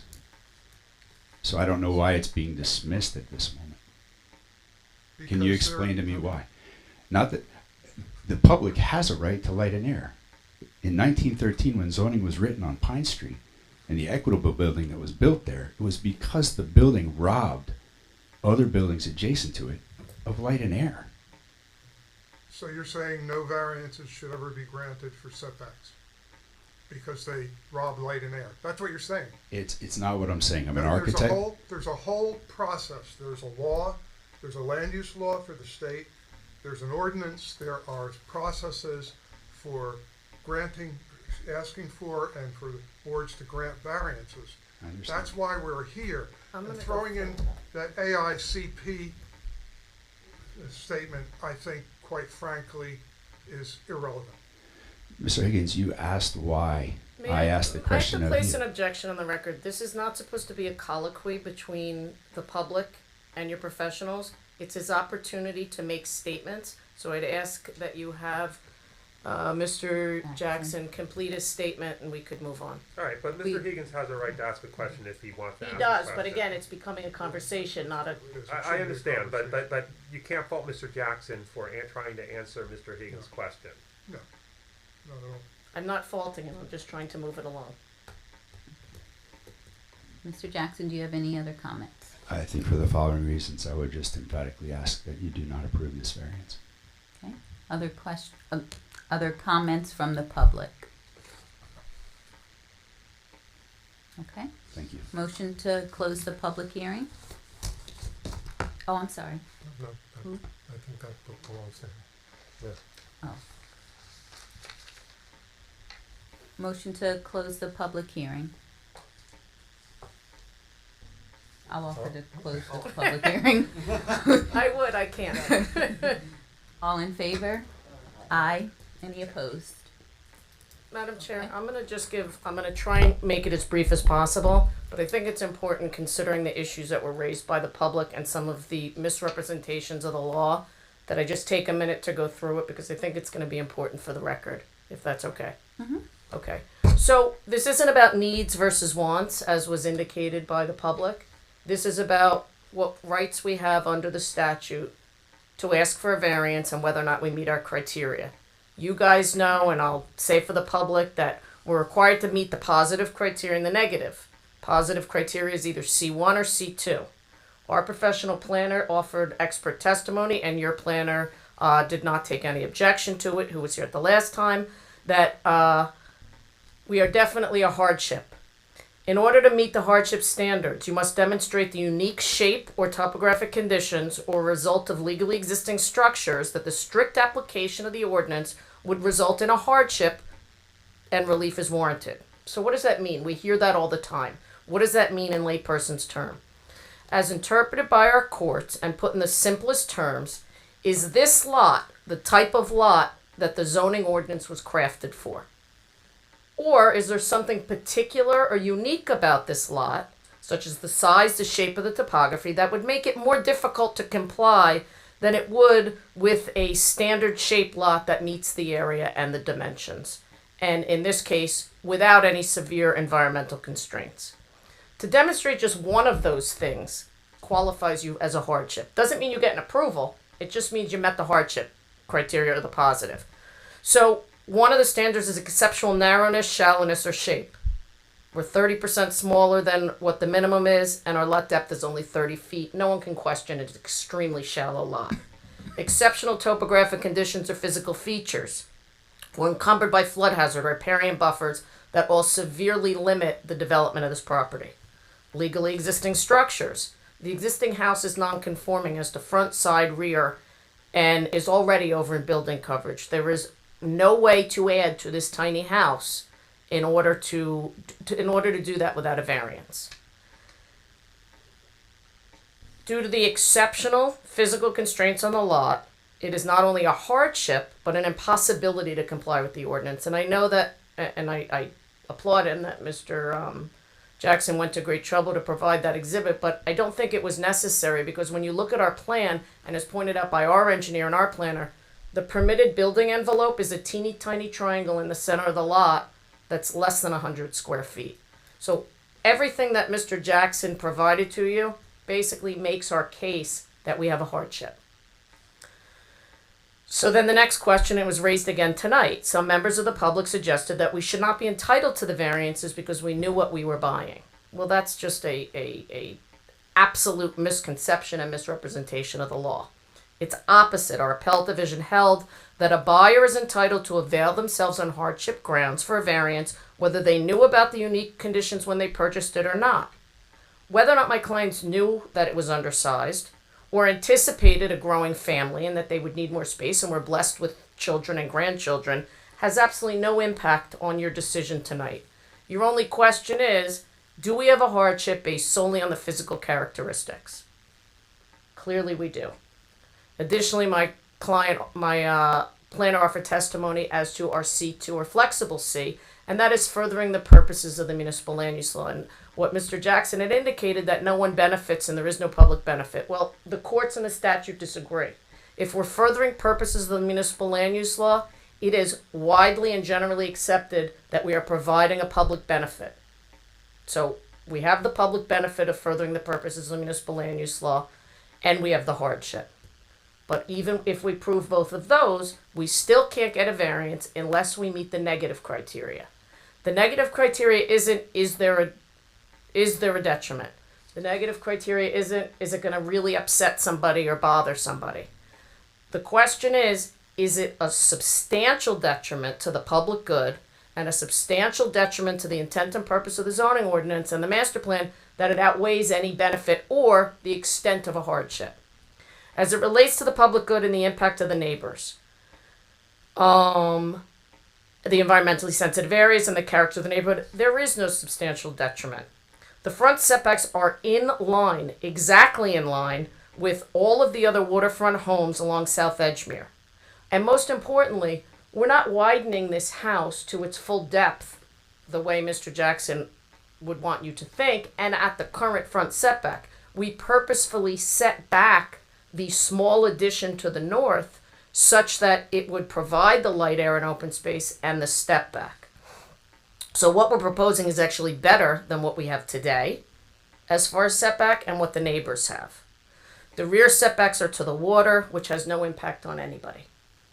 The south setback is merely a vertical expansion of an existing condition, and notably, there is a 5-foot right-of-way immediately to our south.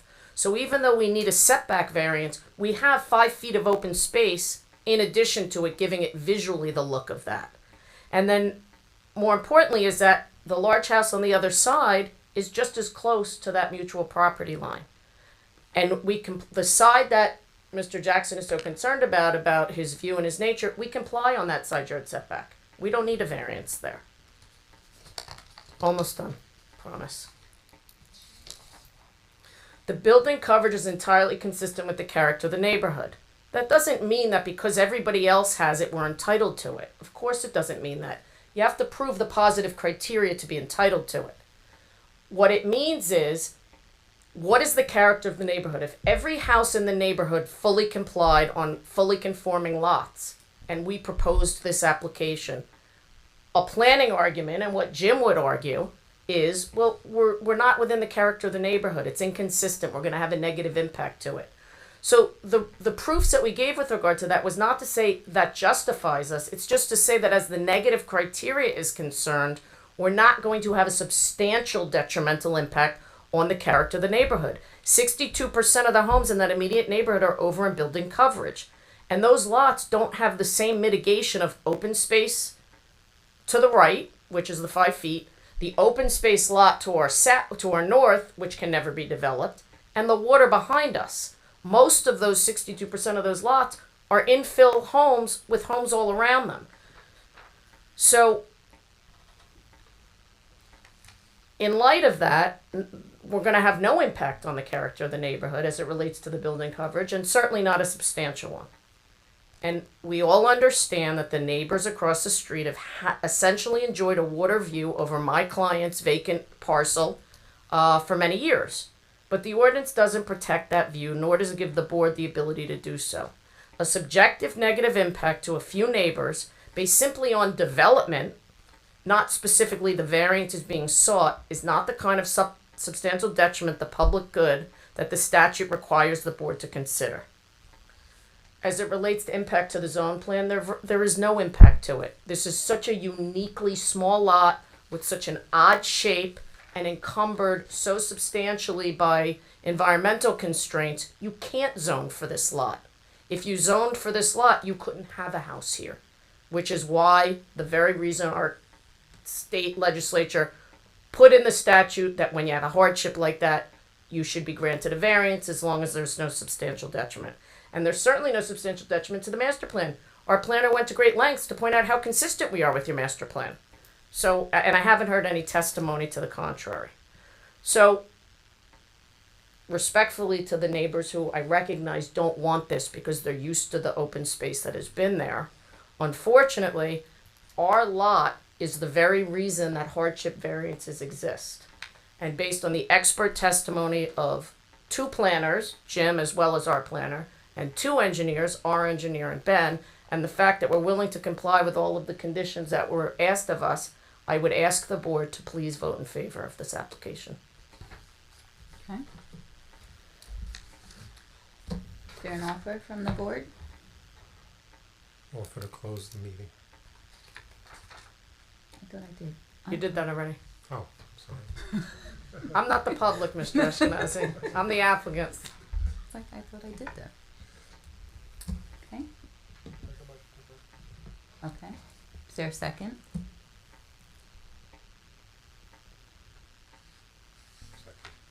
Okay. Claire, if we can call the...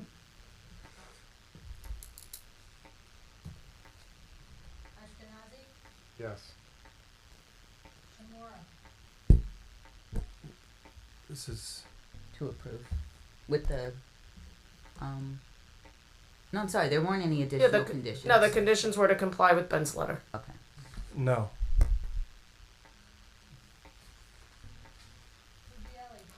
No.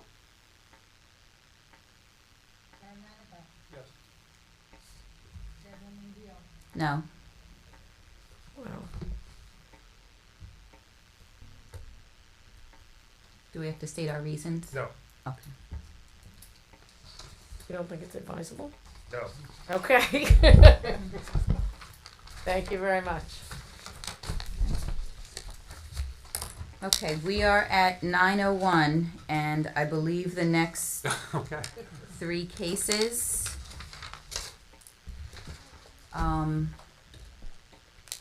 should be carried due to not wanting to limit. Yes. Madam Chairman, there's a very limited issue in my case.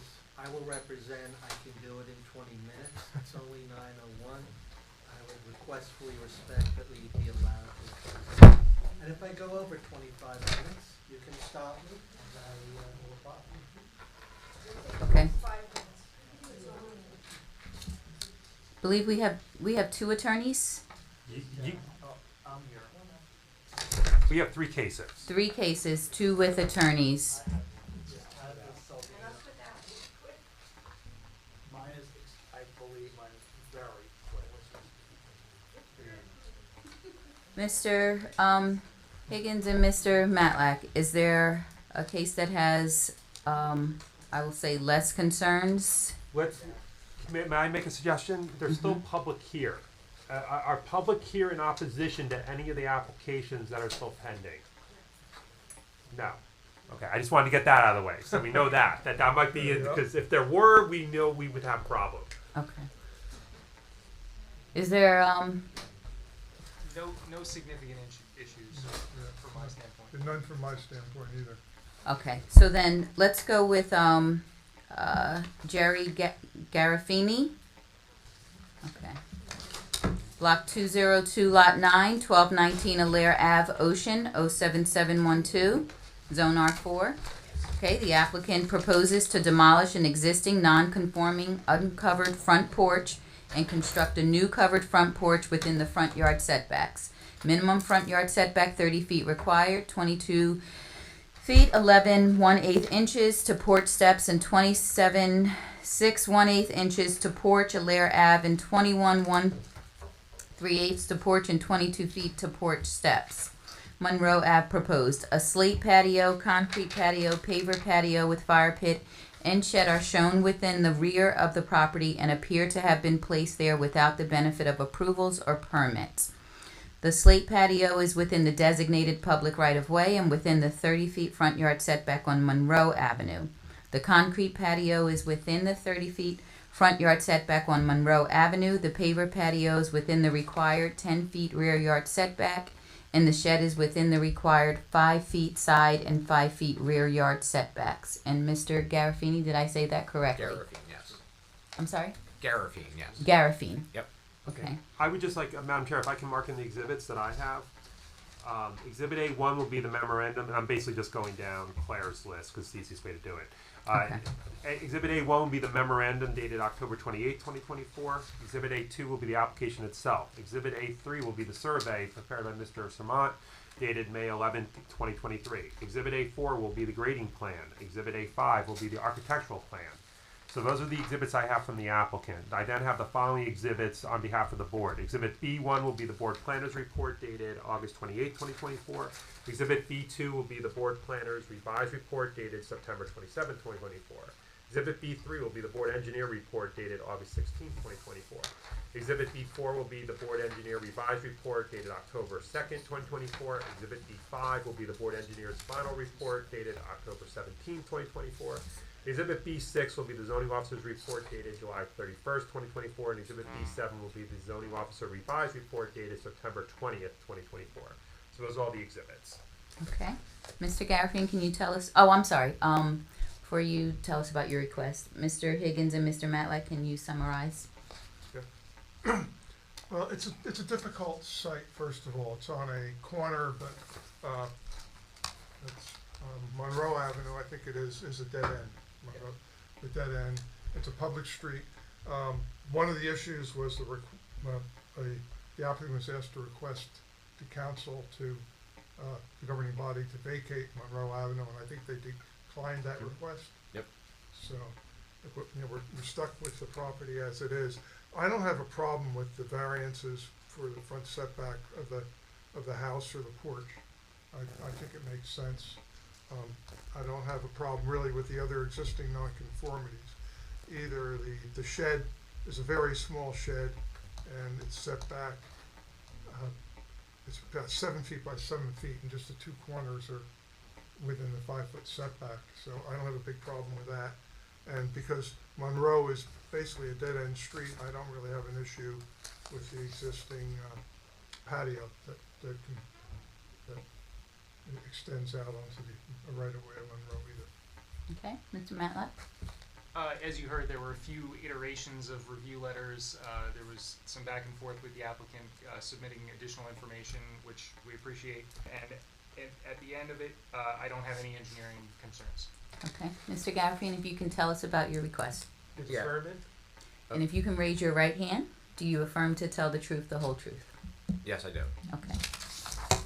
Yes, we did build an addition, which had nothing to do with any of the variance. That was within the setbacks. That's taken care of.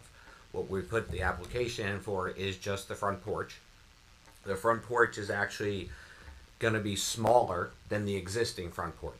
We are just trying to make it sort of look natural to the addition that we put on. The exact numbers is our existing front stoop is 168 square feet. The new front steps and stoop will be 112, and with the pad 142. So we were actually making the front porch area a smaller footprint. In the midst of that is when these other items did come up. So right off the bat, we did move the shed. I do have pictures if we want to put them in, but I did move the shed already. The slate patio we have removed already. So we are trying to move it along and get to the point where we can construct our front porch. And the only other item I believe there was the fire pit, which I think is about a foot over the 10-foot setback from the backyard or the property line. We do have a plan to put in additional shrubbery. Our neighbor behind us already has a bunch of shrubbery there, so we do plan on putting in a natural barrier to take away or help with that 1 foot that is over. The basic application here is just for our front porch, so we can continue our construction and have a more aesthetic look to our new house. Okay, and the porch has a roof. Yes, it would be a covered front porch, which sort of matches our addition. It's not a livable space. It's not a usable space. It is truly just a covered front porch. So when you walk up to the porch, you are out of the rain. Again, none of those items are further than our existing front porch. So it is actually, I'll say, further from the roadway than what we have already. So we're actually losing front porch coverage or impervious coverage. And the master plan actually recommends relaxing front yard setback requirements for front porches. Okay. And just the zoning, we haven't redone the zoning yet, so the zoning hasn't caught up to that. Okay. Any other testimony? No, that's it. Okay, questions from the board? And did you say you removed the slate patio? Yes. Is that what you said? Yes. Yes. In preparation, we would love to keep it, but we didn't want to have any holdups with the front porch. So we were just trying to do the good thing and say if you guys wanted it removed, we did take it out. It is a dry, so it was easy to take out. Luckily, it wasn't poured concrete. It wasn't anything like that. But we did just want to facilitate things to move this along. So you took out the whole slate patio, or just the part that was over the property line? The whole slate patio. The whole thing. Okay. Yep. Like I said, we just wanted to make sure that nothing was to hold up our front porch application. Any other questions from the board?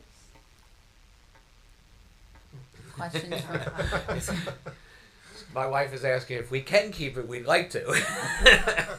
So we would like to put it in, but we wanted to make, the application to make it easier for the front porch. Okay. And I think given the situation, I don't have a problem at all if they were to put it back in up to the property line. The board has no jurisdiction. I think Mark can comment on that as far as what goes beyond the property line. Okay. Does that need to be a It would be a condition? variance request. Okay. You could add the variance request. Well, what exactly would the variance be, Mr. Higgins? It would be 0 foot setback for the patio. For the slate patio. Slate patio in the front yard on Monroe Street. Having it, Or slate patio. yeah. And Monroe's a dead end. It's basically their driveway and the driveway for the house across the street. And what's the required setback? I'm sorry. 30 feet. That was 30 feet required. Yeah, it's a front yard. The board doesn't have to grant it, but if the board is inclined to, I just want to know what it is. It's included. Yes. If we do. Okay. And I have no problem with you amending I have no problem with you adding that if you wish. Okay, you wish to add that. We wish to add that as long as it doesn't stop our front porch. Got it. That's our real application. Okay. Any other questions from the board? Any questions from the public? Okay, motion to close the public hearing. Motion to close? Second. All in favor? Aye. Any opposed? You gotta do a roll call. Oh, to close the public. I'm sorry. I jumped ahead. I got distracted. I'm sorry. Okay. Is there a motion to offer positive resolution? I'll motion. Positive resolution. I'll second. Okay. Roll call. Yes. Yes. Yes. Yes. Yes. Okay, and that's with the additional. You allow them to variance. keep the slate patio. Yeah. And we can go on with the. Yes. All right, so there'll be a resolution at the next meeting memorializing it. Okay. You can't go in today and get the permit. Okay. All right. Okay. Thank you all very much. Okay. Next we have Salim 55 LLC, Block 12.07, Lot 1, 3 Oakwood Avenue, Oakhurst 07755, Zone R4. Applicant seeks approval to keep 5 AC condensers within the side yard setback of the newly constructed dwelling AC condensers 3 feet in height or less must maintain the required 10 feet side yard setback, whereas 6.45 feet to 2 AC condensers are proposed and 6.59 feet to 3 AC condensers proposed. And Mr. Farber. Madam Chairman, doesn't that sound familiar? But good evening, Rob Farber for the applicant, Salim 55 for 3 Oakwood Avenue. All right, Mr. Farr, let me mark in the following exhibits into evidence. Exhibit A1 will be the application. Exhibit A2 will be the final as-built survey. Exhibit A3 will be the variance plan, and Exhibit A4 will be the watershed model schematic. The board then will mark in as board exhibits. B1 will be the board planner's original report. B2 will be the board planner's revised report. B3 will be the board engineer's original report. B4 will be the board engineer revised report. B5 will be the board engineer final report. Exhibit B6 will be the zoning officer's original report, and Exhibit B7 will be the zoning officer's revised report, and then B8 will be the zoning officer's final report. Okay. And why don't we hear from Mr. Higgins and Mr. Matt? Okay. Okay. Again, I'll summarize. The variances are for the pool patio, which is a corner lot, and the pool patio, as it was originally designed, maintained a setback of 30 feet along West Lincoln Avenue, and it resulted in a very irregular shape of the pool patio. So the proposal is to extend it straight and make the pool patio rectangular rather than a very odd trapezoidal shape, basically. Initially, when you look at the plan, it doesn't look very good, but if you go out and look at the site, and you stand on West Lincoln Avenue, the property elevates up about 4 feet, and then there's a fence, and behind the fence, there's a heavy screen of evergreens, and you can't even see the patio. Oh, I see. Okay. There's no way of knowing it's there. I think it makes the patio much more usable. I don't see any real negative impact to that. As far as the 5 condensers go, it's a new house, so there's no hardship. So I think some testimony needs to be provided as to what the public benefits are in terms of municipal land use law. Why they have to be where they're located, and a little over between 6 and 7 feet from the property line, where 10 feet is required. Okay, Mr. Matlack. Again, this application resulted in a little bit of back and forth with the applicant and their professionals. My prior concerns with stormwater were addressed. There was a underground detention system that was installed, so that is addressed. My only comment in my final review letter was possible noise concerns from the AC condensers. So again, piggybacking on what Jim said, some testimony on that would be good. Okay. Sorry, just to clarify, is the patio built with that expansion right now, or is it at the trapezoid right now? It's at the trapezoid right now, it's not built. And the other point in my report is that the screening on South Lincoln Avenue is now, it's arborvitae that are 5 feet tall, and they're gonna grow up to be bigger, and there could be a solid screen, and that would require a variance unless it's maintained at 4 feet. So that has to be addressed also. That, I believe, would ultimately be an enforcement issue. My clients will understand that they're to keep the screened area of the evergreens at 4 feet. And were they not to be, I believe that's something, well, that's existing and it's permissible as it is right now. That's something your code enforcement department will deal with, but they won't have to deal with it because my client will be instructed to keep it at 4 feet and do not to allow it higher. I was before you a month or two ago on a similar issue with a house constructed where HVAC was placed in the side. And I understand how strongly you feel about the issue. This is a very different scenario, and I would like to explain why. I have as a witness, just as a lay person, the actual builder involved who will testify, basically, that unlike the last time, he consulted with the zoning code official at the time, Michael. I don't know his last name, and he doesn't remember the last name. He is no longer employed. This is something that I had the conversation with Kate Maloney. She's not here tonight, but she would confirm this. My client's builder actually met with the code official and received permission to put the side units there, which was improper of him. My client didn't know that at the time, but he actually sought permission before he placed it. And just to streamline the process, because I will ask the client very leading questions, because there's no rules of evidence that preclude that before this board. The original plan showed 2 condensers.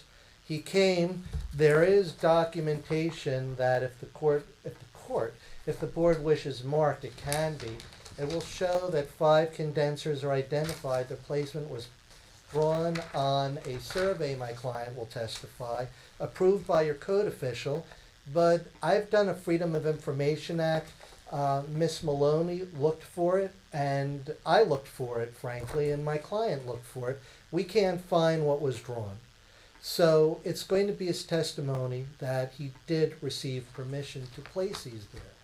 As far as what the negative versus positive criteria are, I will point out these are very well shaded, they are very well hidden, that the adjoining house has, and this is in Mr. Higgins' report, and Mr. Higgins, correct me if I'm wrong, the adjoining homeowner, the HVAC unit is exactly where these are. Not exactly. So how did this mistake.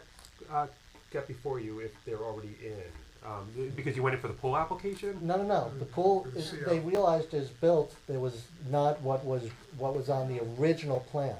Okay. And so, as built improperly, a variance is required because you do not allow HVAC units in the side yard. I understood, but the reason it got caught is because you went in for the CO and the pool got caught. The pool got I flagged. think when the ultimate home COs were The full pulled. CO.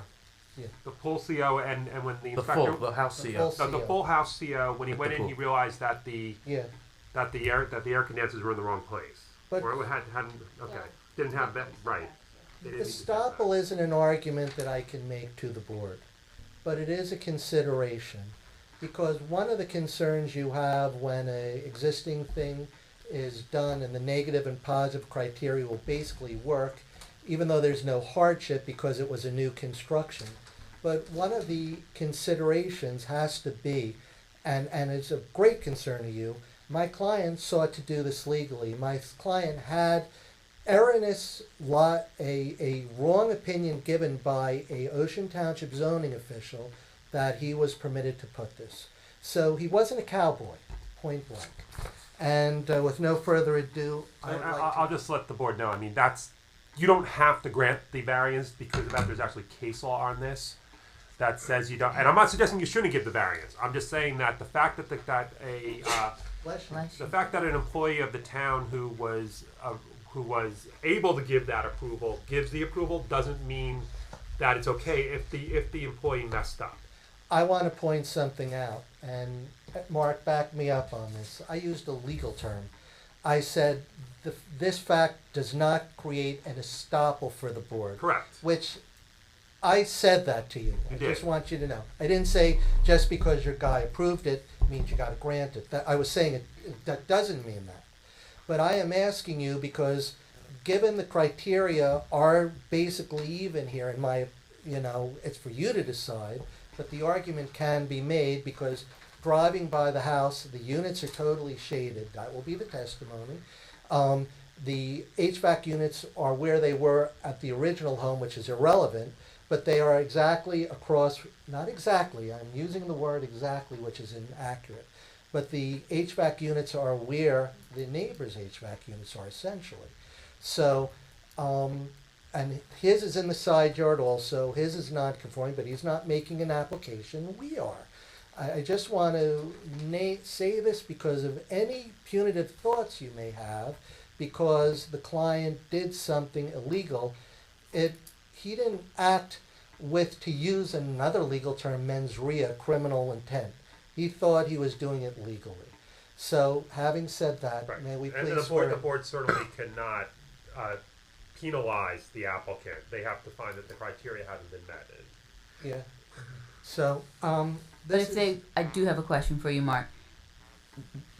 Just like in some cases where, through, let's say, no fault of their own, so to speak, it may have to be removed. It might have to. Okay. If they can't meet the criteria, then you can't grant the variance. I mean, that's the way things work. Okay.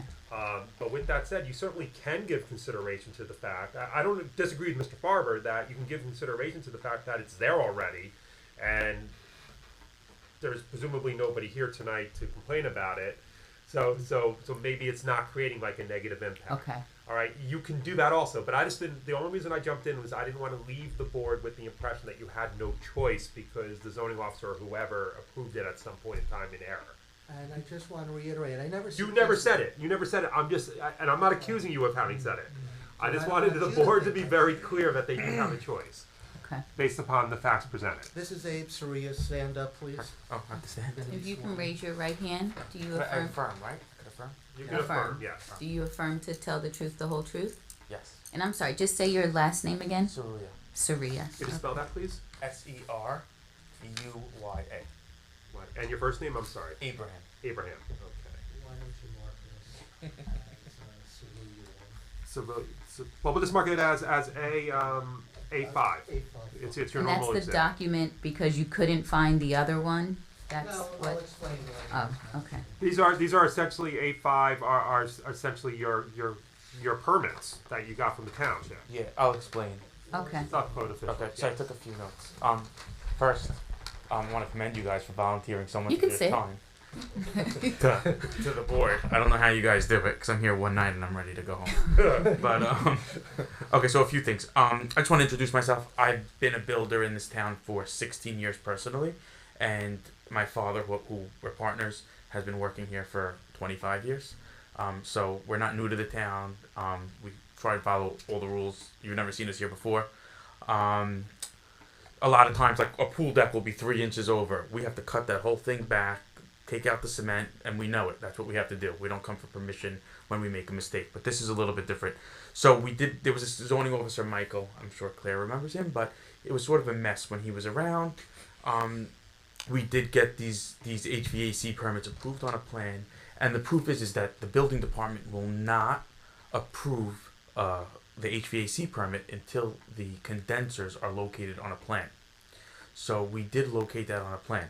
When we went to go do our open folder, there was no plan showing 5 condensers. Just let me clarify something.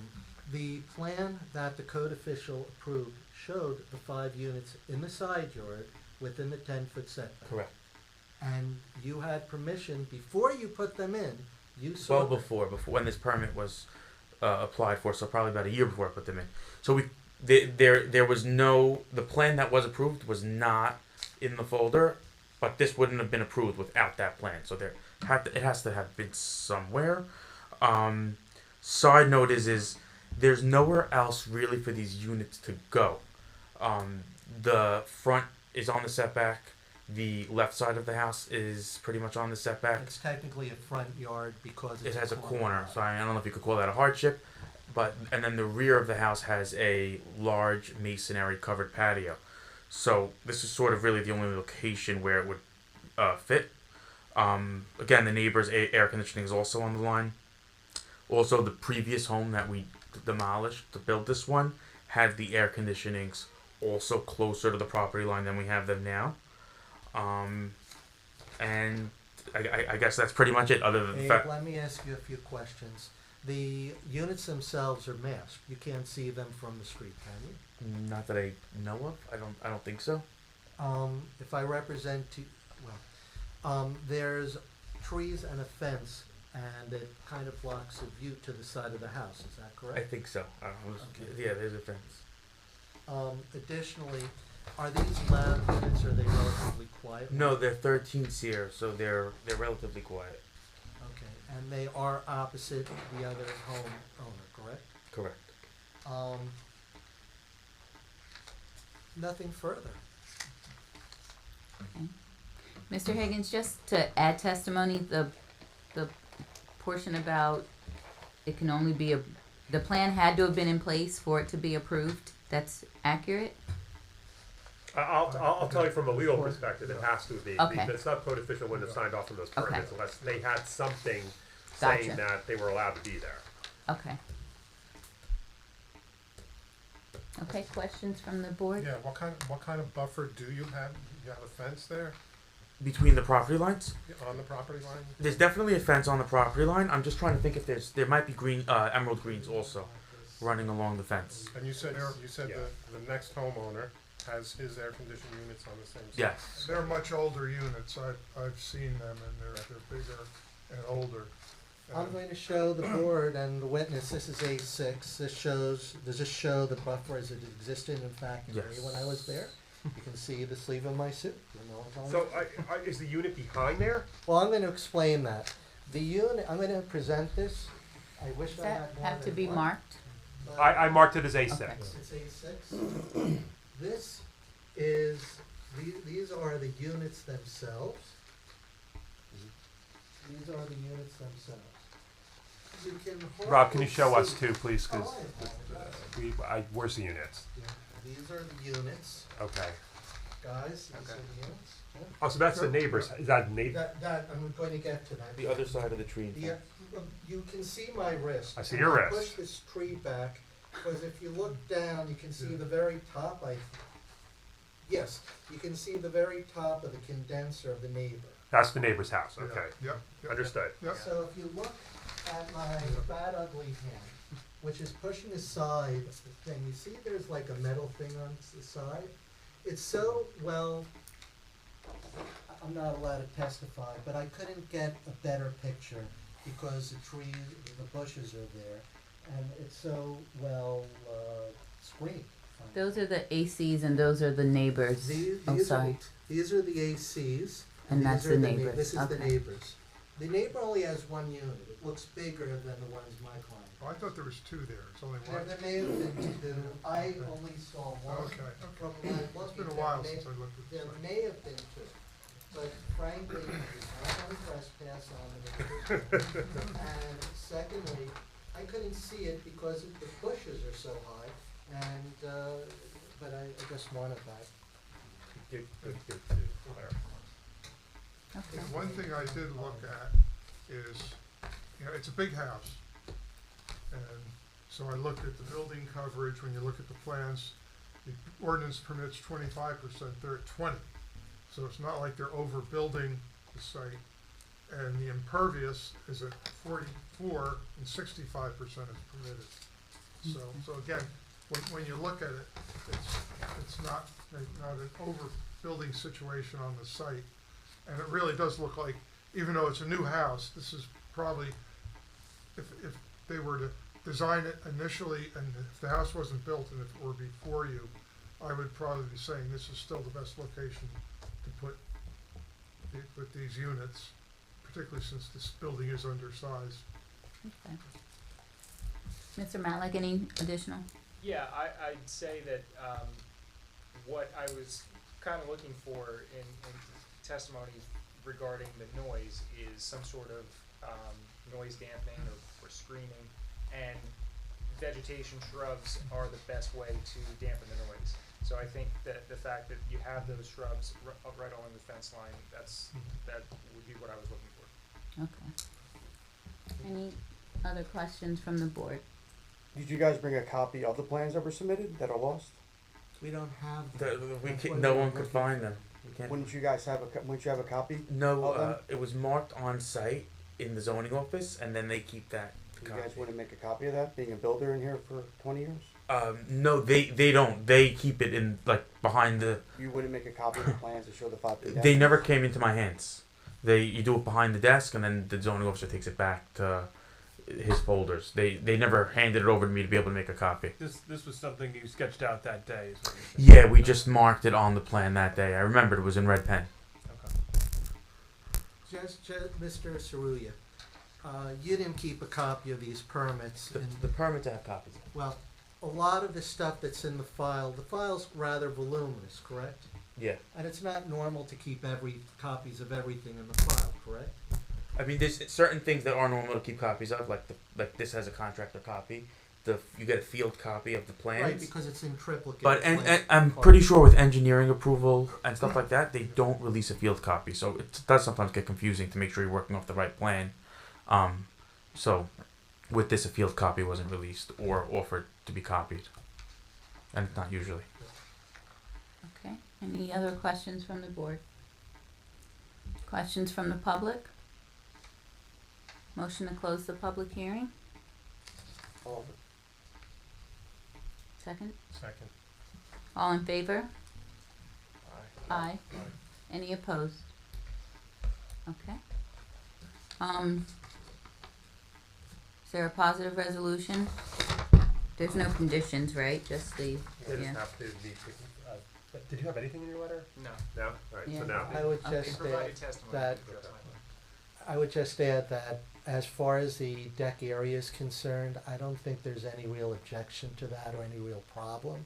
As far as the HVAC units are concerned, I would just point out that they're as screened as well as they can be, that this was not done with negative intent. My client sought to comply with the law and thought he had. It was marked. Everybody looked for it, and everyone was surprised it was not there. That was the gist of what I understood when I was there and when I spoke to everybody. And there's no contrary testimony. And if he was told to build it in the back, maybe they would have changed the deck that was done and they would have built it in the back, but they approved it here. So while that does not bind you, given the lack of really negative issues versus a positive, I would ask that you grant this a positive resolution. And adding the fact is there's no objectors here on this one. Thank you. Okay. Is there a motion? I'll move for a positive resolution. Is there a second? I'll second. Either one. Who won the race?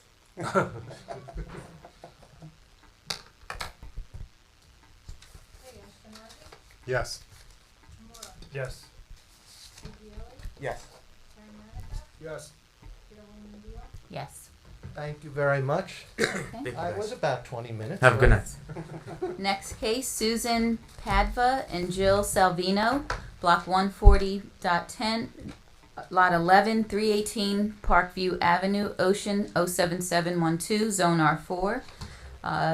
Applicant seeks approval to construct a second floor rear addition, install an in-ground pool with equipment and pool code fence, and 2 AC condensers. Minimum rear yard setback is 30 feet required, 22.8 feet exists, 22.8 feet proposed. Accessory structures must maintain the required 30 feet front yard setback and 10 feet side and rear yard setbacks. 15-foot front Overbrook Avenue to pool equipment and AC condenser pad proposed. Maximum fence height within required front yard setback is 4 feet permitted, 6 feet proposed. Maximum solid fence height within required front yard setback is 3 feet permitted, 6 feet proposed. And Mr. Richard Tilton is the attorney. Yes, hi. Good evening. Thank you very much for staying. We appreciate it. And Mr. Tilton, let me just mark in the following exhibits. Exhibit A1 will be the application itself. Exhibit A2 is the plot grading variance plan. Exhibit A3 is the topographic survey. Exhibit A4 are the architectural plans. And then for the board, I have Exhibit B1 will be the board planner report. Exhibit B2 will be the board engineer report. Exhibit B3 will be the zoning denial letter. Exhibit B4 will be the zoning officer original report. And Exhibit B5 will be the zoning officer revised report. Thank you. Madam Chair, it is hopefully a relatively straightforward application. The applicants are the owners of 318 Parkview Avenue. It's a single story, well, there's a single story with a dormer on it. They intend to place a second story addition on the property and to add a fence to the side yard of the property. The side yard on Overbrook, which is technically then a front yard, we're tripping the variances, and place air conditioning compressors and their pool equipment also on the side yard, but it is a front yard at Overbrook Avenue. The plans were prepared by Mr. Nemergut. He's seated to my left. Mr. Nemergut, I know, has appeared with me and before this board before as a professional architect. I guess you can just briefly give me your credentials if you don't mind. And if you don't mind, just first sworn in. raising your right Yes. hand, do you affirm to tell the truth, the whole truth? I do. Okay. And just briefly your credentials. My name is Mark, M-A-R-C, Nemergut, N-E-M-E-R-G-U-T. I'm half of N2 Architecture out of Avon. I'm a licensed architect in the state of New Jersey since 2008, and I've appeared before this board, I would say, a couple times in the last year or so. Okay. And before you begin testimony, if we can just hear from Mr. Higgins and Mr. Matlack and perhaps address any concerns. Surely, well, okay, first, the two-story addition, they're just going vertically up at the back of the building. The maximum height of the building is gonna be, 23.67 feet. The ordinance permits 35 feet, and quite frankly, if you had a conforming building with that conforming 35-foot height at a 30-foot setback, the visual impact would be much greater than what they're proposing with this. So I don't have a big problem with that. The fence, they're proposing a 6-foot high fence in the front yard on Overbrook Avenue to surround the pool equipment and the pool. I suggested a 5-foot high fence with a 1-foot lattice on the top 1 foot. I discussed this with Mr. Tilton today. I think he wants to suggest a solid 5-foot high fence. Yes, Which I don't have a big problem with either. And lining it up with the fence that's on the adjacent property, which there is it's either a 5 or 6 foot high fence on the adjacent property to the north of the site. Yeah. And it'll be set back, whatever that other fence is set back. And just, the board should be aware, that, again, when we do the ordinance, revise the ordinance, we're gonna try and do a lot of different changes. And one of those things that the zoning board has been bothered with for many years is fences on corner lots. And we're gonna try and relax that standard on corner lots. Okay. Mr. Matlack? The only comments that I had in my review letter were with regard to the future in-ground pool that's shown on their plan, and that has been addressed with a note that was added to a revised plan, which basically says that the applicant's intent is to file a separate either zoning board application or a grading plan for the future in-ground pool and whatever patio they plan to put around it.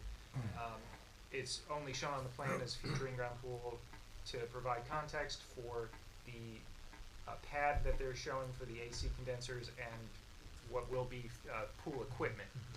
So the pool and patio are not being sought tonight, and this application cannot be met as an approval for either. Yeah, that's informational. Correct. Yes. Right. So they'll either be a separate application to the board, or at the very least, if it's a conforming pool and patio, it'll be a grading plan that's reviewed by the township engineer. correct. And the 2 AC condensers with it, it's not part of that sentence. Yeah, so the 2 AC condensers Are totally separate. part of this application. Part of it, okay. Correct. And the concrete pad that they sit on is oversized, which is also part of this application, and that will facilitate the pool equipment in the future, which, once you approve the pad, they won't need a variance for the pool equipment. Okay. And I'll just, if I could just talk to the fence, the applicant would agree to the 5-foot fence, the step down as Mr. Higgins suggests. The applicant does not want to put the additional 1-foot lattice work on it, so it would just be a 5-foot fence, a 5-foot vinyl fence. And essentially what's going to happen, just for the record, so we all know, is that where the fence is located, the westerly line of the fence essentially is going to be moved about 9 feet towards Overbrook Avenue. It will line up with the fence, the existing fence on the neighbor to the north, so that it'll be like when you're coming down Overbrook, it'll all be, the fences will all be in line, if you will. Okay, so with that, Mr. Namergut, if you would just briefly give them an overview as to what's being proposed for the addition, and we can see if they have questions. Of course, this is a relatively small structure and an older structure at that, from 1953. 3 bedrooms, 1 bathroom. My client purchased it as a diamond in the rough, and they're going to sort of renovate it to the point where it's going to be a jewel. It's going to be a beautiful structure, modernize it, and as you can imagine, that would entail an interior renovation of the kitchen. The first floor has 1 bathroom in the whole house, so that bathroom's getting renovated, and we're adding a half bath. But more importantly, why we're here is the second floor. There is an existing half-story or second floor of the structure serviced by an existing stair. That is a bedroom as it is now.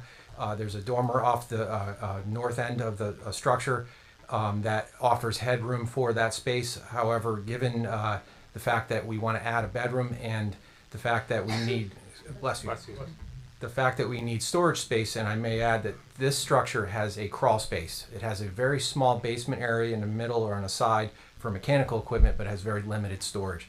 So our addition on the second floor not only entails an ensuite, but it has a fairly substantial closet area. And in order to facilitate that, the addition, as you can see, it's probably best if we just looked at A2.0 and 2.1 exterior elevations. You could see that we've shaded the area of the actual addition from what's there, and that would just project up as a shed roof. As noted, the height of that roof is compliant with the ordinance at approximately 23'8" to the proposed. And this style roof is very much in keeping with the style of architecture that we're pursuing here, which is more of a mid-century modern style. This roof provides the ensuite space and provides egress windows for the bedroom off the back of the house. And the rear wall of this addition aligns with the wall of the building below. And that is where the setback issue that we have is. The existing setback is 22.9 for the rear yard, 30 is required. We are honoring that with our second floor addition on the rear yard. It should also be noted that on the Overbrook side, the addition is brought in to be compliant with the 30-foot front yard setback there as well. So we knew that we could accommodate the ordinance there, but unfortunately we could not accommodate it on the rear yard. And that's pretty much the extent of, I believe, the architecturals. Okay, questions from the board?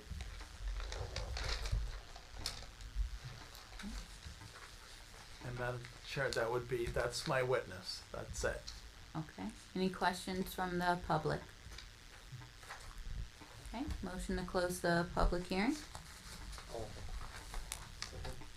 All in favor? Aye. Any opposed? Okay, is there a positive resolution? All over for positive resolution.